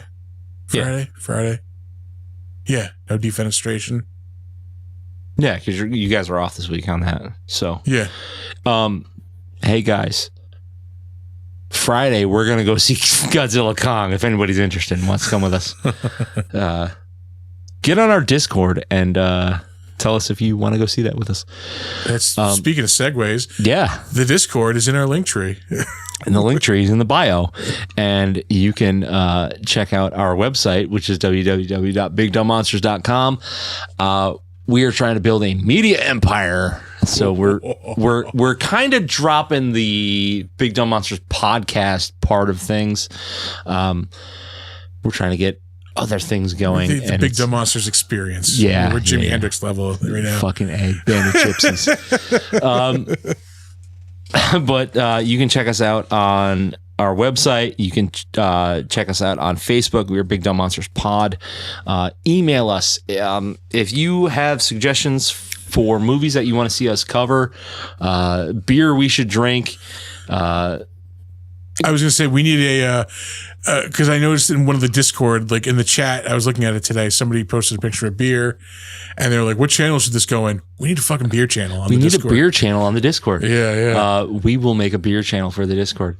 And that was Waffles, by the way. I know. I just didn't want to. Hey, Waffles. Yeah, I wasn't going to say their name. So anything that you think that we should do on the show, like content wise, like if you have a critique of the show, like, hey, this is not right, or you guys should do this, blah blah blah, we want to hear it. Like, maybe we won't change it, but we at least want to hear it. bigdumbmonsters@gmail.com. We are on Slasher, the all horror social network, which is a really, really friendly community. Tons of great people on there. You will find people referencing movies that you have never heard of or classics that you haven't seen in 30 years. We're Big Dumb Monsters podcast on Slasher. And we have a Steam account that we sometimes log into. And Chris almost played some video games on our Steam account. No, it would have been on. That would have been. It would have been on my PlayStation. On your PlayStation, yeah, but through our Twitch channel. But eventually, we'll get some shit going on there. Like that'd be a really cool thing. We got to diversify. You know what I mean? So that's it for me. You can check us out on Instagram and Threads at big_dumb_monsters. You can check us out on Twitch and YouTube at Big Dumb Monsters. That's where we do the show live, usually every Saturday night, depending on if the studio has power or not. Yeah, it's Sundays, Fridays, sometimes, they're very anomalous though. Yeah. Definitely most Saturdays. Every other Friday night, you'll catch us doing the Defenestration Hour. That's where we talk about action movies. We're not just about monsters. We're about cheesy action movies, too. Yeah. I mentioned earlier, our next movie is going to be Marked for Death, the Steven Seagal fucking classic. God, he's a fucking clown shoe incarnate, but I love him. And again, if you're listening to this in the audio version, you are missing out on the weekly fucking fun when we do the live show. Yeah, we love interacting with people that are in the chat, and it's just weird and random. And we love it. And if you're new, if this is your first time stopping by, thank you for checking us out. Yeah, we hope you come by again next week. Next Saturday we'll be here. Hopefully next. No, Saturday. not next Saturday. You're not available next Saturday, right? I don't remember. We're going to be on next week. Yeah. We just said this. We're going to be on maybe Friday. Maybe Saturday, maybe Sunday. But you'll get the announcement in our Discord. Which you should go join. Yeah. Which, again, available through our link tree. Link.tree, I believe. linktr.ee/Big Dumb Monsters. That's the one. That's the one. Thanks for watching, folks. We are going to peace out with some words of wisdom. Don't let ghoulies eat your ass. And never sleep in a deathbed. Bye, guys.